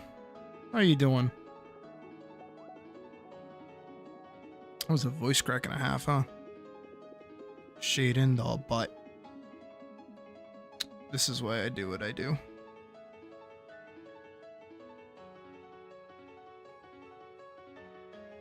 Literally why I do what I do.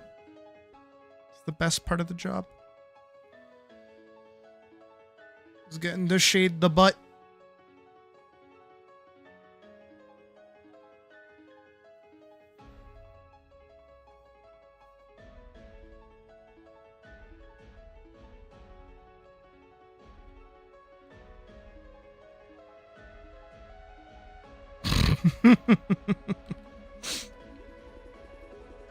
The butt.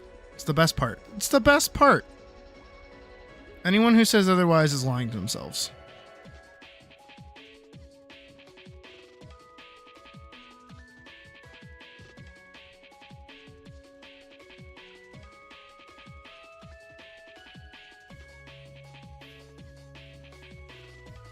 Do I have a... I need this one. I think I already hit it. No, I didn't.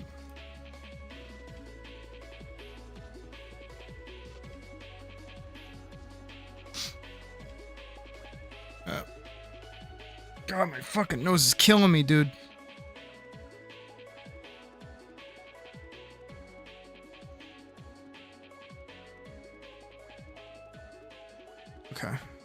see.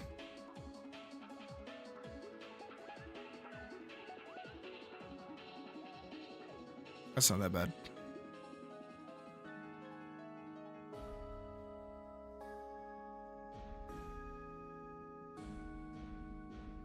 The part where the arms and the torso meet is the best part because you struggle to place it. You add a sort of shoulder. Do like a little shoulder. And then you get like a little pork shoulder thing going on. It's great. Alright, so I want this color. I want this color. I'm gonna go boom. I should do it under Al so that I can color it separately. Like boom, boom, boom. Boom, boom. Boom. Boom, boom, boom. Boom. Separate, that's separate. That's separate, that's separate.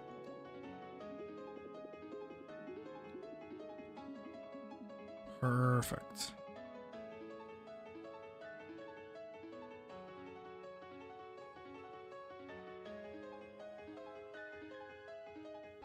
I'm cool with like all of this. This color. Yeah. We are putting in work right now. It needs to be that color too, and this all the way down. All the way down. All the way down. Bing, bing, boom. Pretty trimple.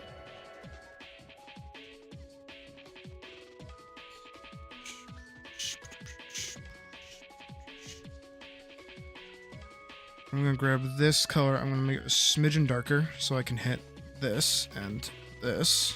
Make that different. We're going to hop over to this. No, we're going to go to this, actually. We're going to grab this color, and then we're going to go boom, boom, boom, boom, boom, boom, boom, boom, boom, boom, boom, boom. And then we're going to hop back over to this one, and then we're going to grab this color, and we're going to go boom, and we're going to go boom, boom, boom.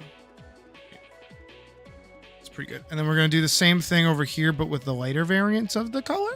So we're going to go boom, and we're going to grab boom.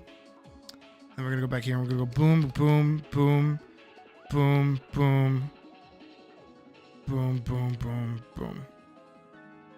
Right? And then we're going to go back over here, and we're going to grab this blue. Not this one. That blue. And I kind of want to grab that green. So we're going to put the green there, blue there, blue there. Yeah. Then we're going to go here. I'm going to grab like a really small pen. We're just going to go boop. We're going to go boop. Just like that. Here, we're going to color all of this in. This gets to be that. I already did my time drawing good books. We can move past it. People know what this is now. It's okay. I'm entirely okay with being lazy with this background and not doing anything crazy with it. That. And then I want to grab this color for the ground. There we go. Then I want to grab this color for back here. Mentality of what a nice person. I wonder if they have a nice opinion on Shadiversity. Meanwhile, my video about hating Shad is one of my most popular.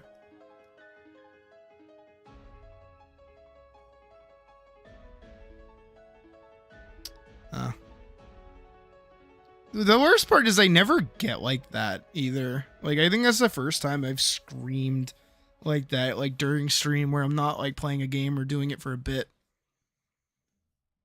Like, that was like some real fucking pent up anger.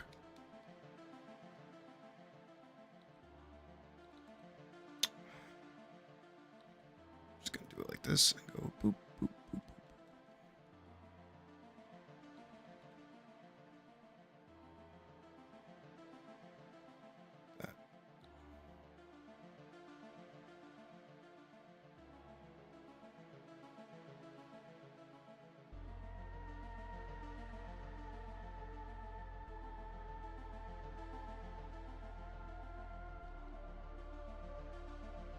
I mean, as long as it's somewhat convincing, right? That was the first video most people have watched. Also, hi, Cass and crew.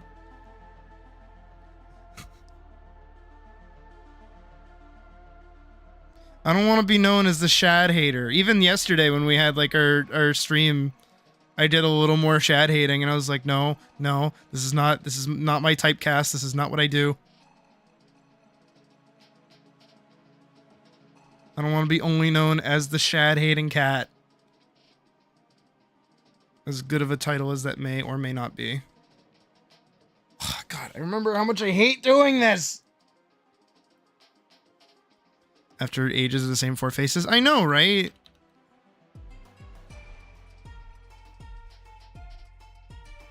Like, don't get me wrong, I'm happy. You know, I'm glad that, you know, more people are showing up to the stream and more people are looking at my content. It's nice in a way. At the same time, it's like scary, more people. I have to keep up with all the new people joining. I can't remember all of you.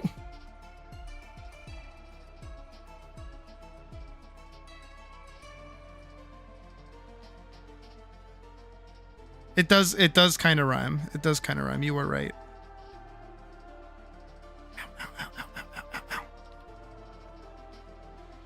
Alright, that looks good enough. I'm gonna drop a black from here, and then also from under here, and then over top of that we're gonna go with the color purple and just drop it down like there. Set that to multiply, and then drop another one that just kind of goes over everything. Set that to multiply.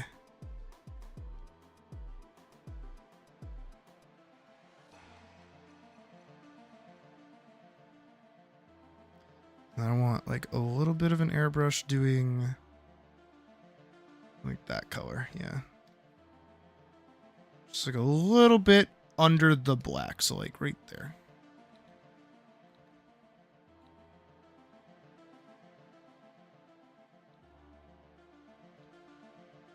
I think it needs to be more like yeah, like at that color. Maybe over the black, yeah. And then like just... It kind of conflicts with the black a little bit, you know? Don't let the algorithm bully me. But the art is what's making you stay. Yeah, I'm glad that like I opened that shot with like my actual art instead of just me vomit dumping into why I hate fucking... Won't be here in this specific stream long, but that's okay. This one's short anyways. We're gonna wrap up in about an hour. Because I'm going to see the new Attack on Titan movie. So that's cool. And I can save this because this is done. Page, what page are we on? I'm having a hard time keeping up with what pages we're doing. This is page 12. Underscore finished. In all capital letters, of course. Then we can go animate. Animate. I mean, what are we at now? Let's go check, shall we? Together. Oh fuck. Why? Where are you people coming from? Stop!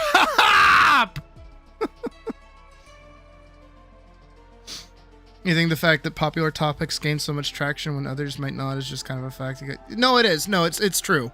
It's true. Like, here's the thing that I noticed, even before I made the Shad video, is that the second I started working on art, so I've been doing more consistent art streams as of late, the more that I do art, the more new people we were getting, right? Which was pretty cool. We were getting a bunch of new people. What changed, as far as I can tell, is well, not necessarily what changed, but what happened is that when I uploaded the Shad video, it like a bunch of people that don't like him showed up and were like, yo, this cat kind of funny. And then they stuck around. I assume that's the truth for most of you that are new here and haven't been here before. Is you just saw it, haha, funny cat screaming about Shad. So, you know, I can't complain too much. What am I, an idiot? Answer, yes. Yes, I am. Right, so this one, I think this one needs to be this page. Like there. And then this one needs to be this. Just my frame.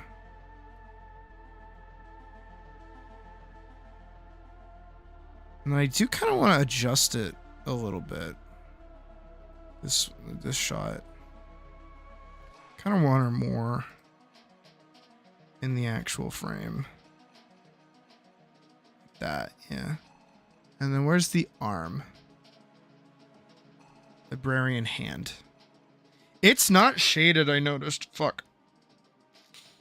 How out of place is it gonna look? Let's find out. Oh, what? Oh, I know why. Okay, you know what? That's good. That's good. That's good. That's good. That's a good thing. This is, in reality, a very good thing. That happened, because it means I literally have to save it again. Okay. But now I can go over it with shading. So I can grab my purple. Go black. Clip in, go there, multiply, and then we could go over it with a slightly darker purple. Down, set that to multiply, and then set it to black underneath, like that. Ooh. Ooh. That's so cool! Funny booba cat in the thumbnail and made your brain go awooga. I mean, that's fair. I know what I'm about. Like 5 seconds of the Shad video and turned it off. Barely recall who I was, only after seeing a funny cat tuber model on the VOD. Really? I mean, hey, whatever gets people to get stuck back in. Am I right or am I right? All right, where'd the hand go? PNG, that, yes, okay, transparent, save. All right, so now if I hop back over here, this should have updated. It did not. But if I do this, replace existing items. There we go. Wait. Boom. Ooh. That is kind of freaky.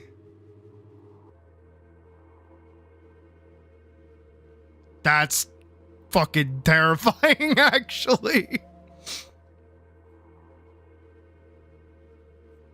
I can get a new shirt that fits over my bra. It's just a loose shirt. It fits. I just haven't bothered to pick it up in like months. Alright, and then I wanna like... I gotta turn on onion skinning for this. And do this. He's gonna get you. He is indeed gonna get you. I want more out of this, though.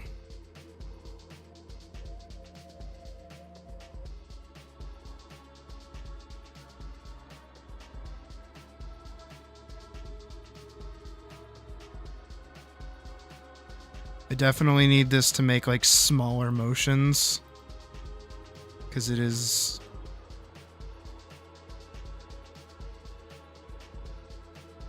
kind of moving a little too fast. I want it to take like a full second for it to get out of frame. It's so cool.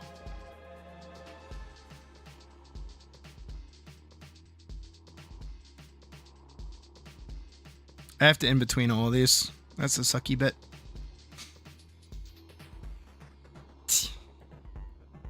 And then that's just like off screen, so I can just leave that for a bit.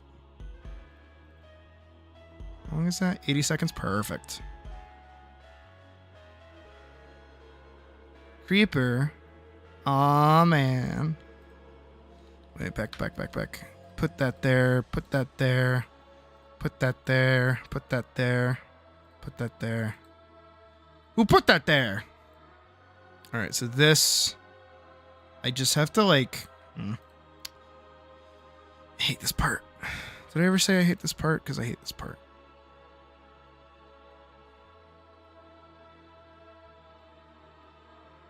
I have to like kind of get it in between.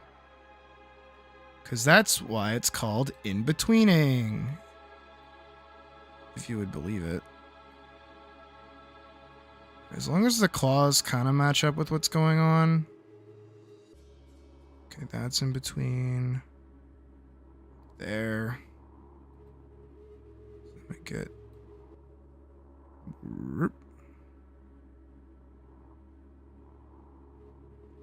Goes from there to there. So this shot needs to be.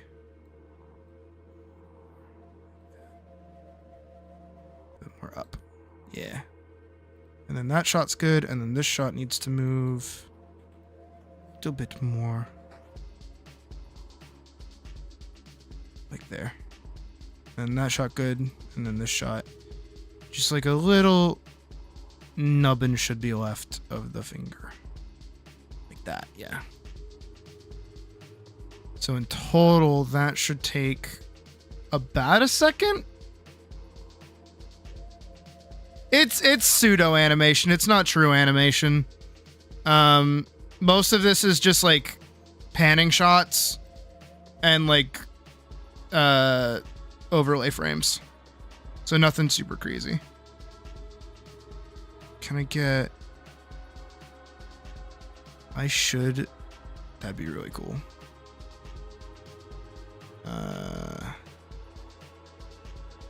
Insert motion tween. From here to there. Just like a little bit. Nope. Wrong thing to grab. Right thing to grab. Gonna hide this. Just so I can scoot it over just a little bit. I just want it to be like that much, yeah. Because that's kind of moving independently. All right, let's give that a watch. Let's pan it back a little bit. Is there a reason she has glowy eyes? Yes. It has to do with the glowy thing on her hip. No, the picture is moving, therefore it's animated. I guess. It's just tweening, though.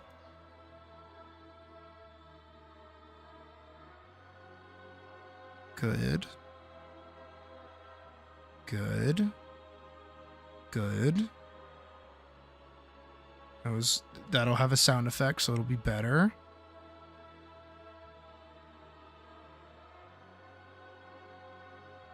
Oh, it moves like really jankily, but I kind of like it. Can I get like a loop of that? Just to see.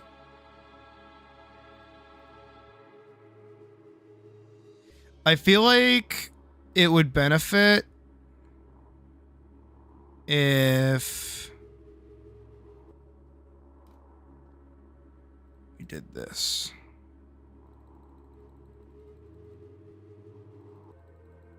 I feel like it would benefit if I did that.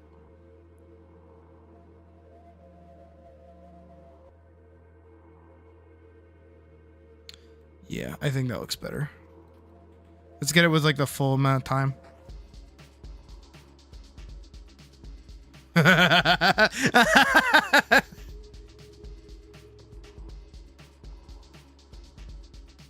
Okay, and I do feel like this needs to be down here.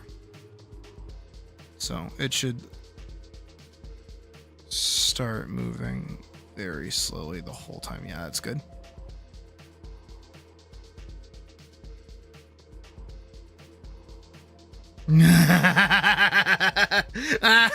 It's awesome.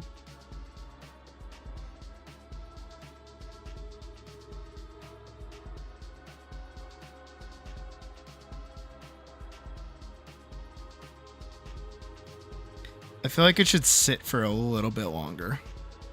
Maybe like half the time extra.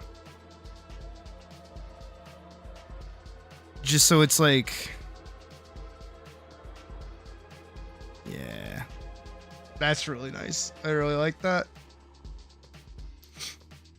Why do I have a villain laugh? Because I'm evil. I use my powers for evil. Nah, it's pretty good. I'm pretty happy with that.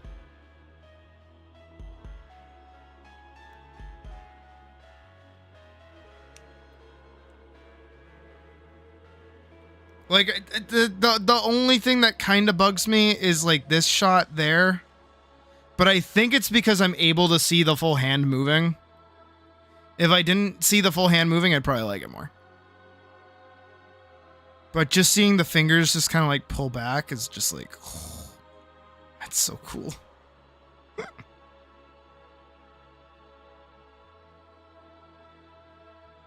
That's really sick. I do want to redo this, though. I am not happy with how this came out. With her walking.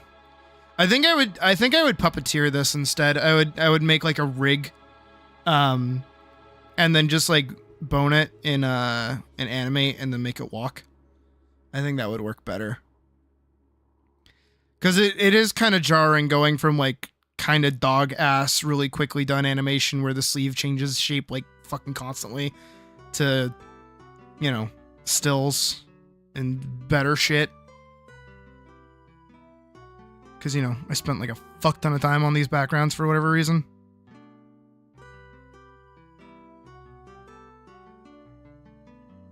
Done reinstalling. Thankfully, you can play it again. Hooray! That looks good.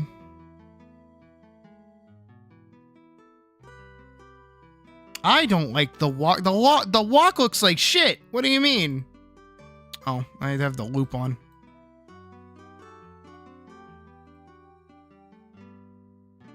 This looks like ass, dude. This looks so bad, dude. It's so bad. It's like all over the place, or like pant leg lines like move up and down. It's just bad. It's just not good. It'd look better if I puppeteered it, I think. I haven't done one of those in a long time, though. The last time I did one of those, by the way, I could show you. Come with me. Come with me. Come with me. Was this? I'm going to actually mute it. So this animation was specifically so that I could puppeteer something, which is what this is. This is a giant puppet that I boned in. I think I did this in After Effects. I don't even think I did this in Animate. But this arm, even the head is all different. That's why it's able to kind of like move the way it does. It's kind of an ass design, but like. Because the fucking axe that it has is so fucking jank. And you can tell with this still shot of Al that I was not good at drawing in Adobe Animate yet. This is like the best I could do. And I hated it. I hated drawing in Adobe Animate. Still do. Still fucking do. But this was the scarecrow was done in Photoshop. And I'm pretty sure this background was also done in Photoshop. And then all of this was animated in Animate. But yeah, so when it does the like claw open, those are all individual puppets. Even the mouth. You can even see like right here where it kind of like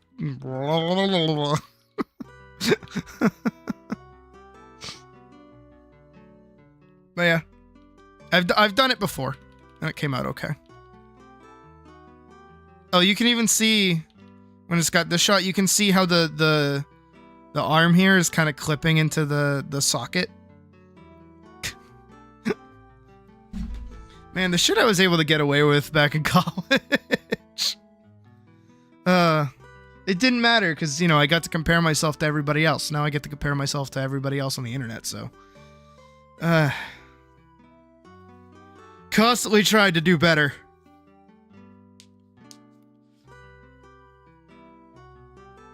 Constantly. Oh, hey, it's the Listful Library. Or listless library? What is it called? Listless library, yeah. And she's in a library. Ain't that fun? Ain't that some shit?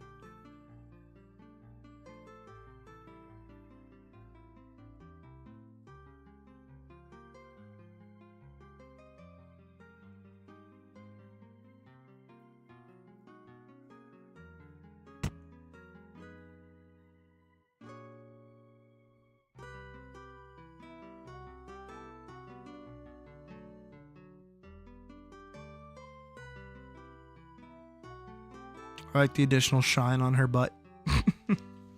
It's just kind of there.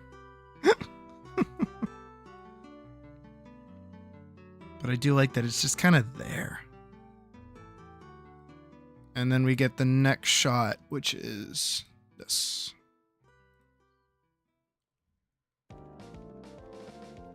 Which...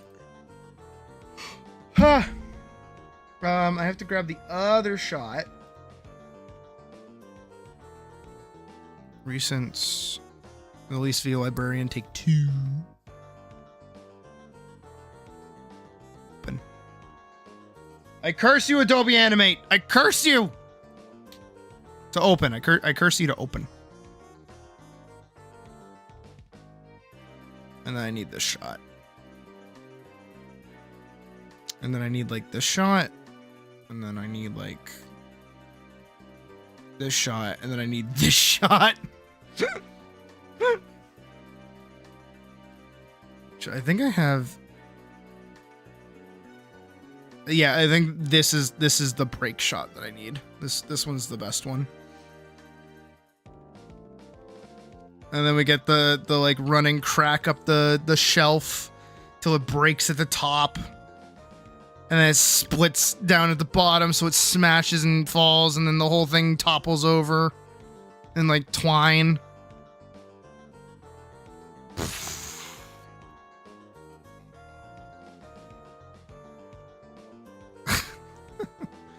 And she's like, fucking god damn it.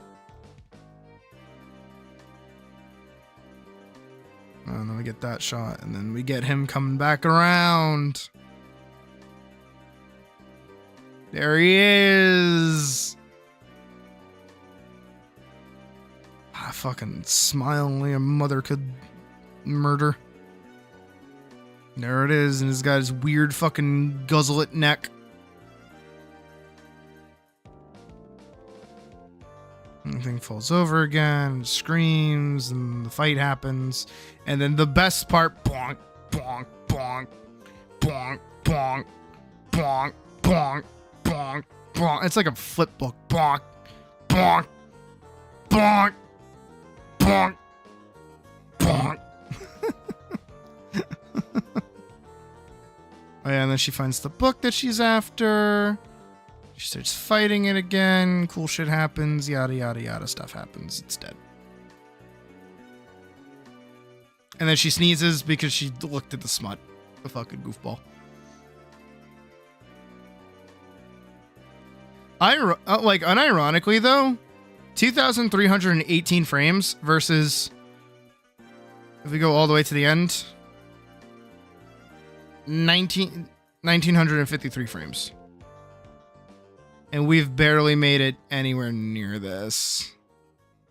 Yikes, this is gonna be long, dude. I better know what kind of fucking music I'm gonna use. Like, Logan better make me some good ass music, or I swear to God.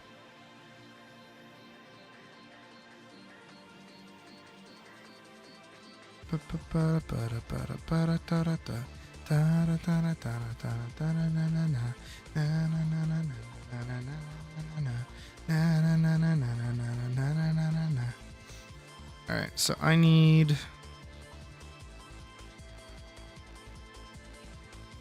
Dark Souls parry.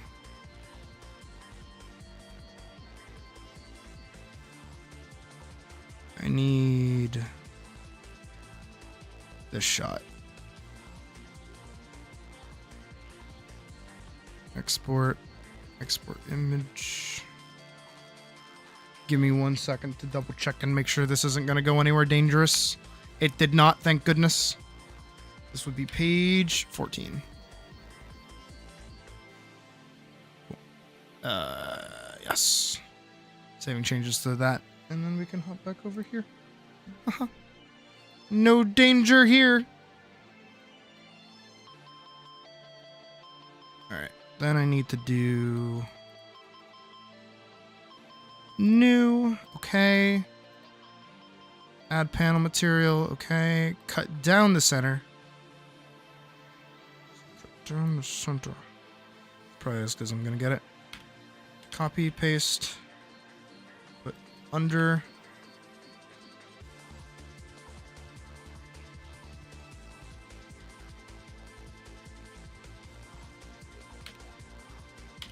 Paste. Put her like there. So I do have to draw these twice over separately, but that's okay. I'm cool with doing that. I don't mind at all. You know, they said like a liar.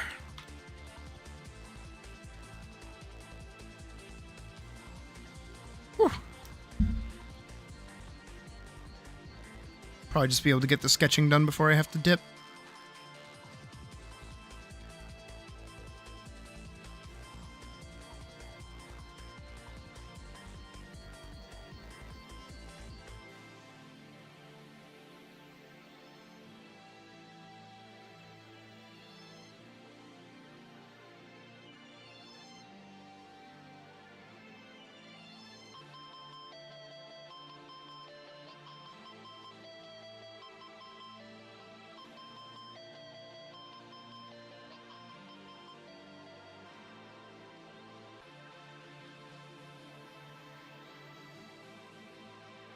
You love leaving places?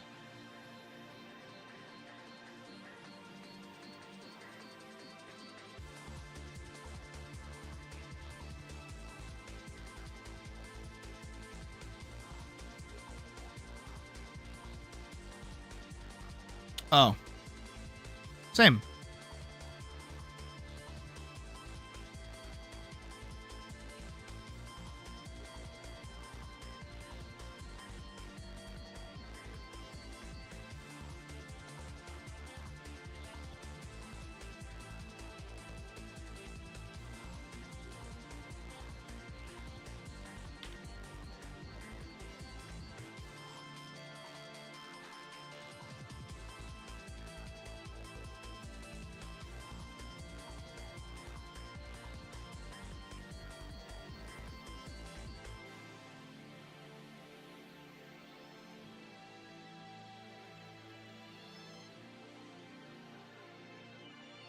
Unless you're holding alcohol, you want to be home. Even if I'm holding alcohol, I want to be home. I don't like drinking out in public. What do you mean?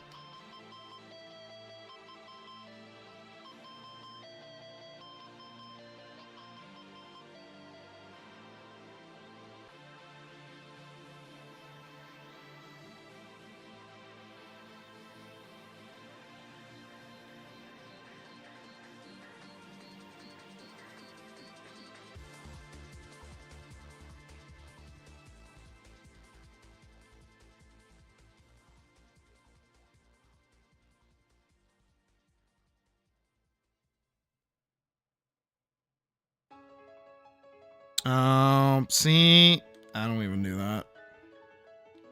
Partner tries to get me to go to concerts and shit with them, and I'm like, sorry. Not for me. Not what I do.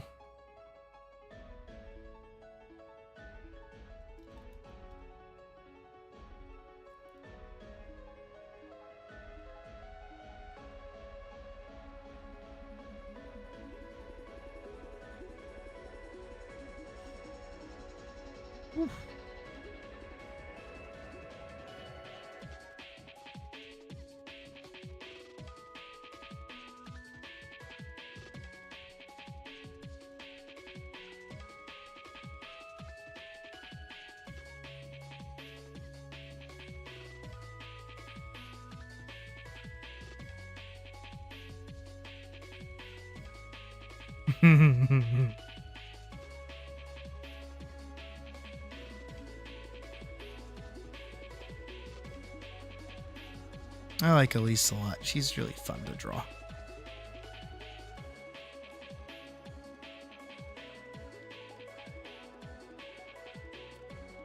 I am noticing, though, she is very Freerin coded in this series, which I kind of like. Because I like Freerin. I like Freerin a lot, actually.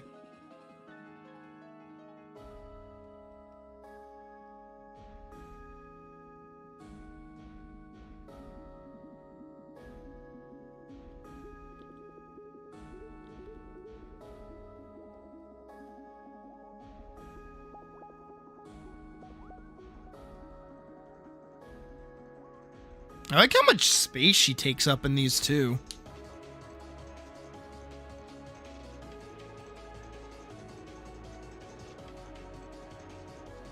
Never watched Freerin? You should change that. It's nice. It's a nice, comfy little anime.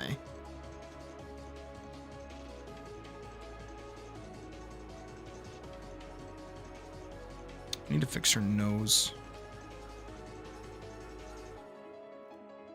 Ugh.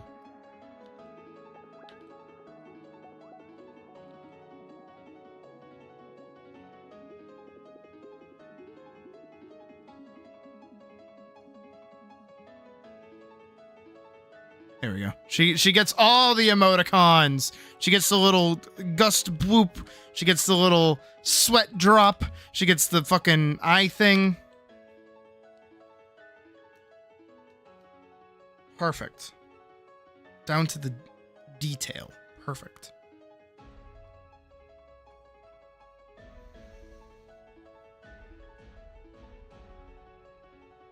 Again, where the fuck is Colleen when you need her? Colleen! She'd be eating this shit up right now.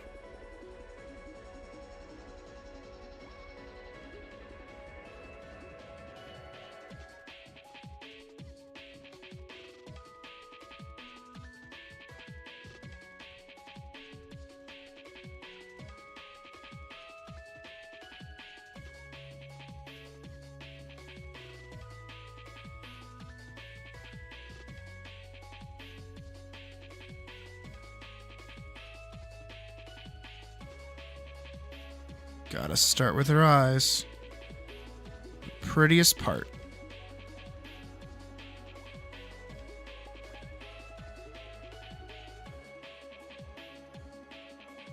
Yeah, it's summoning Colleen. Quick, guys, we gotta get into an ant circle and, like, start chanting her name.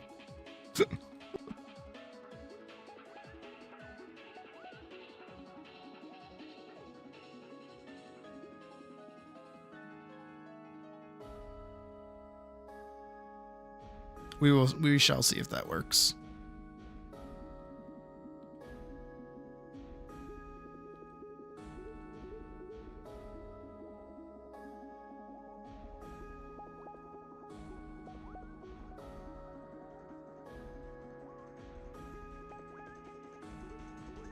You see high fantasy anime.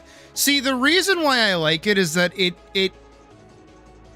it's not just like every other high fantasy anime.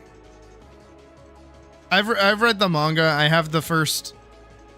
I would say first. I have 2, 3, and 4. I don't have 1, but I watched the first episode of, like, the first couple of episodes of the actual anime to get caught up. It's just nice. It's just like a really chill anime. Like, yeah, there's action and shit, but it's like second to all the character junk that happens, which I prefer. It's not a shonen, first and foremost.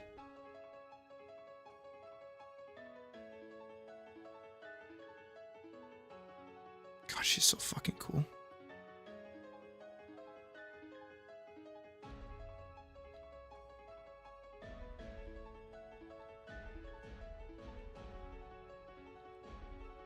Can I get this right? Can I get this right? Can I get this right? That works.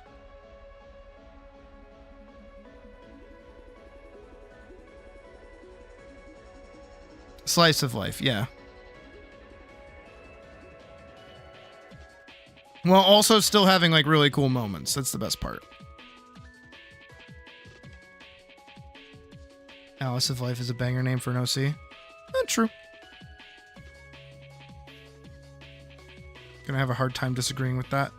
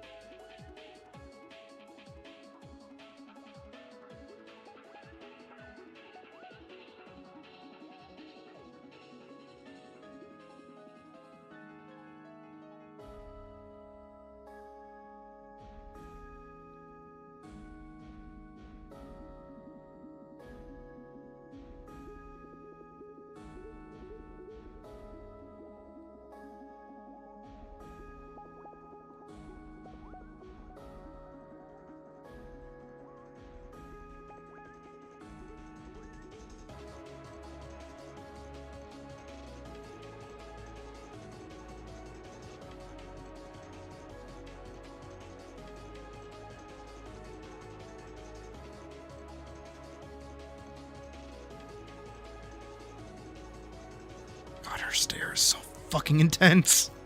It's really scary. Like, she's so scary.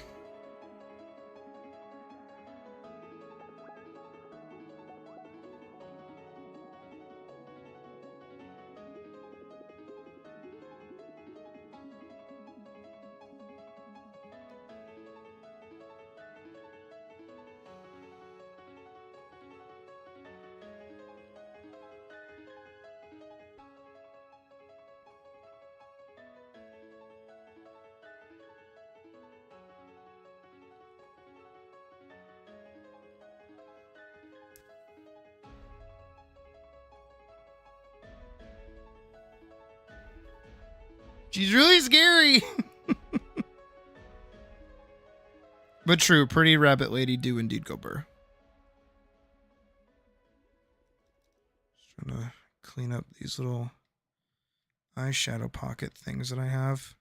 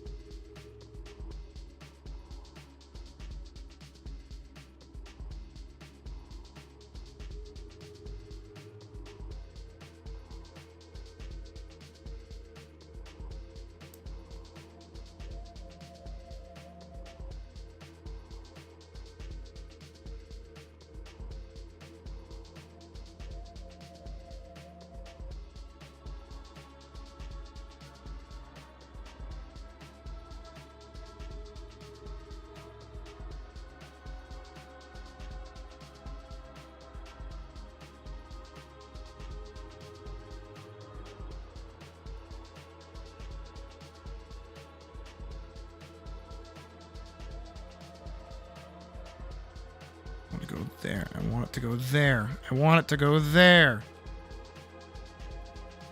Just like there. I'm building a spaceship to beat RimWorld. Can you beat RimWorld? Is that a beatable game? I thought that's just like Dwarf Fortress.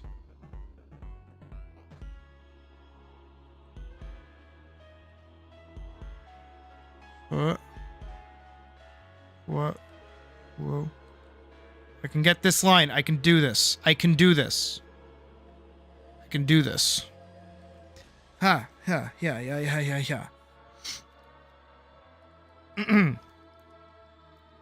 Hi, Fisher. And sounds important. So I wish you luck in beating RimWorld. Did I just do it? I just did the line. Fucking hell.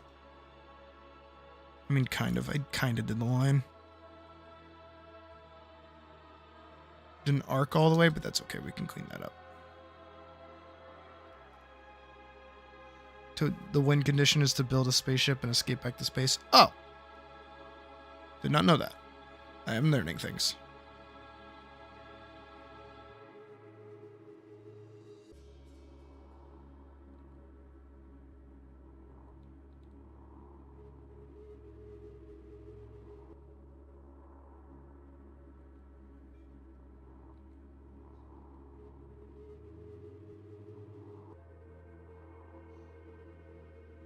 It's a base defense thing depending on the storyteller. Oh. Je ne sais pas.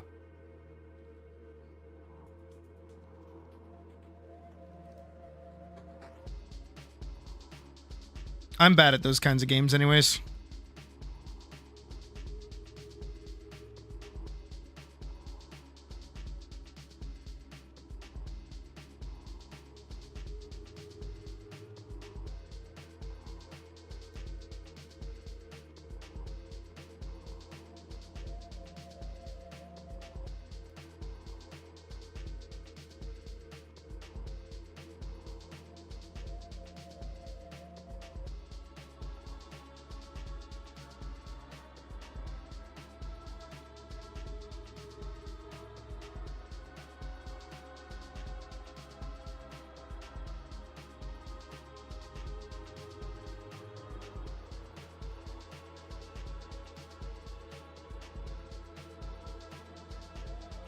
Jesus.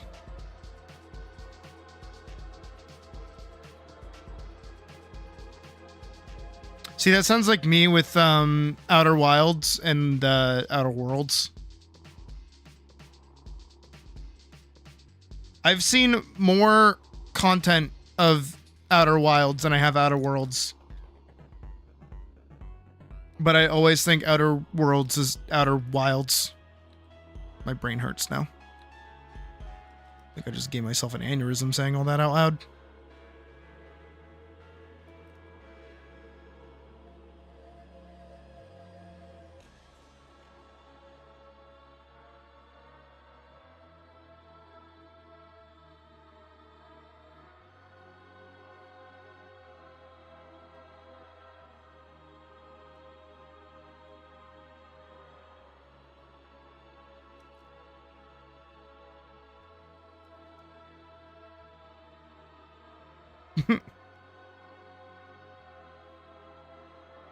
Isn't Rain World the one game with the slugs? With the cat slugs, isn't that what that is? Am I wrong? I feel like I'm wrong.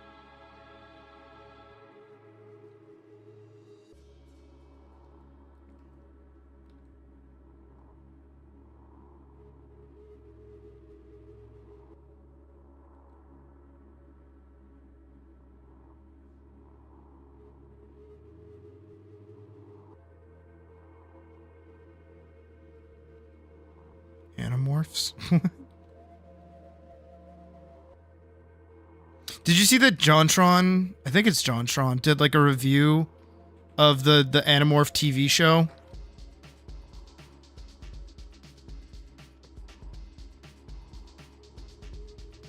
Hey Ginger, how you doing? Feel like it's been a minute. Drop that down, drop that up.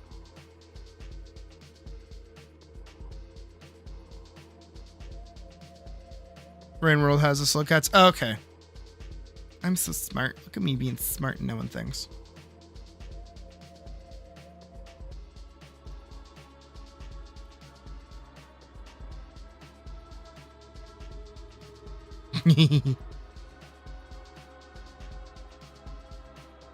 She's so pretty.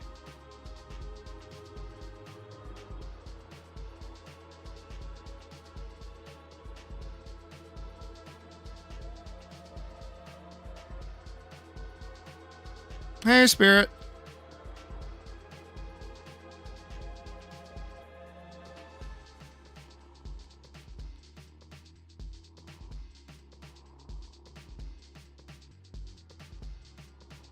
A ton has happened.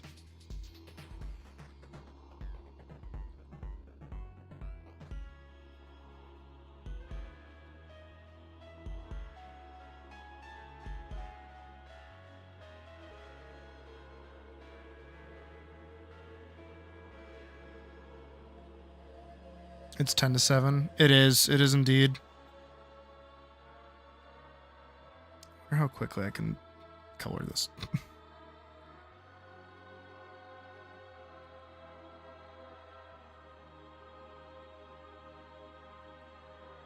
I won't line the second one, but I do want to color this in as quickly as I can.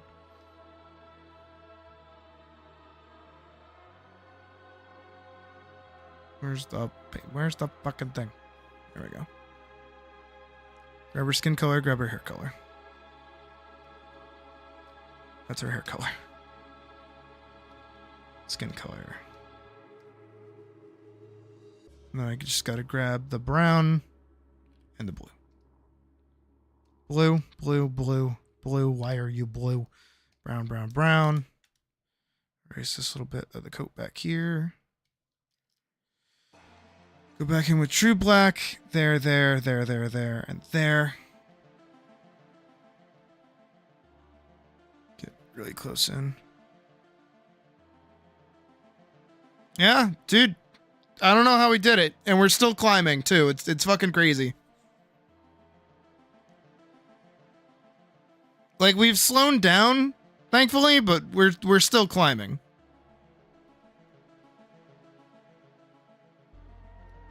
I know, who would say, like, oh no, we're slowing down on growth? Me, I do. I say that.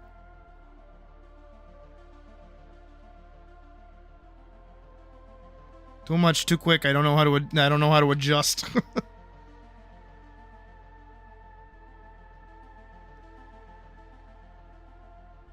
Then we just go.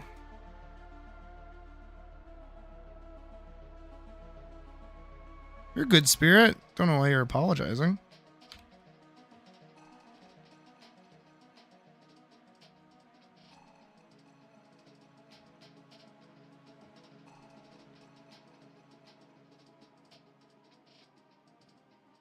Sid Barrett? What?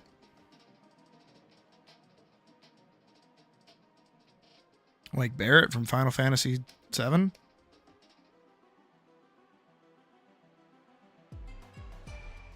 How big is this? Pretty big. Like that big.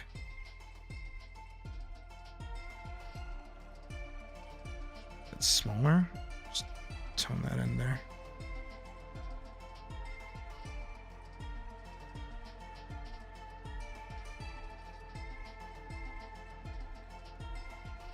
Pink foot. What is happening?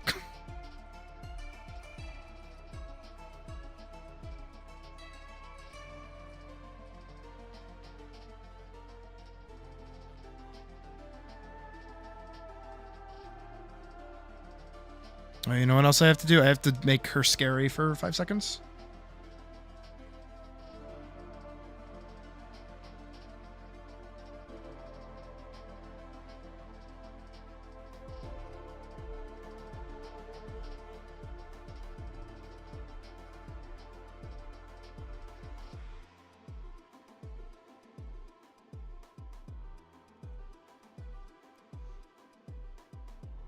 Sid Barrett was the original singer and guitar player for Pink Floyd. Oh. Well, little did I know.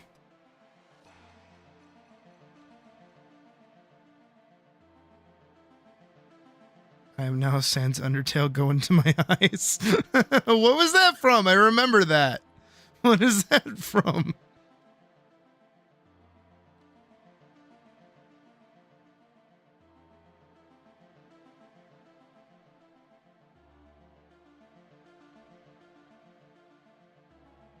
Okay.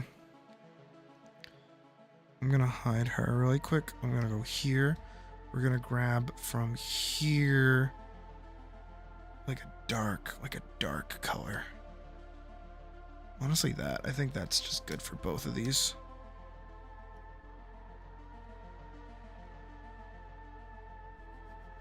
Oh, okay. It was Sonic 06. Gotcha. I do remember that. Full black. Clipping. Grab the purple. Clipping still.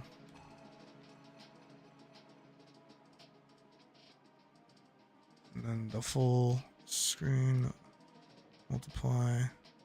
But then we go in and we just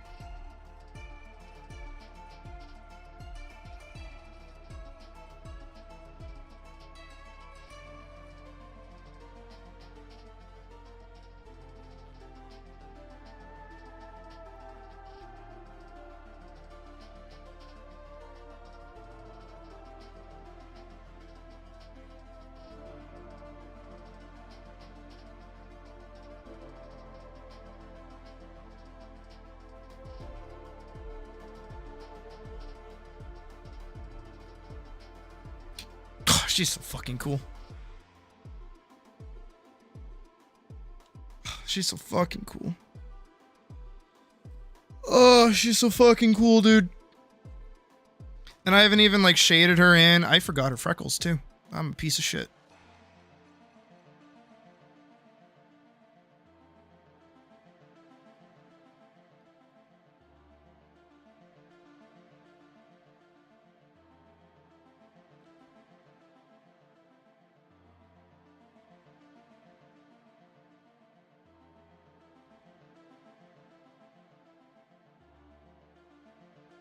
All right. She's so cool. She's so cool. All right. We're gonna hop over here while I do this. Not save the cloud. Hold on. Save. Page 16 was it? Maybe. 13? 14. 15. 15. Whatever. Who cares? All right. So, with all that being said, and it being 2 minutes to 7, thank you everybody for watching today. I appreciate it. If you missed most of the stream and you want to go back and watch me watch a video on Dawn Trail for a little bit, the VOD should be up later on tonight. I think, for the most part, we should have had no copyright issues throughout this entire stream. So hopefully my music choices will be good going forward, because I'm trying to figure out what I can play, what I can't play, so that I don't get fucking cucked by YouTube algorithm junk. But yeah, that's it. So I'll be seeing you guys tomorrow. We'll be streaming normal hours. We'll be streaming late tomorrow. So I hope you guys have a good rest of your night, and I'll see you then. Bye.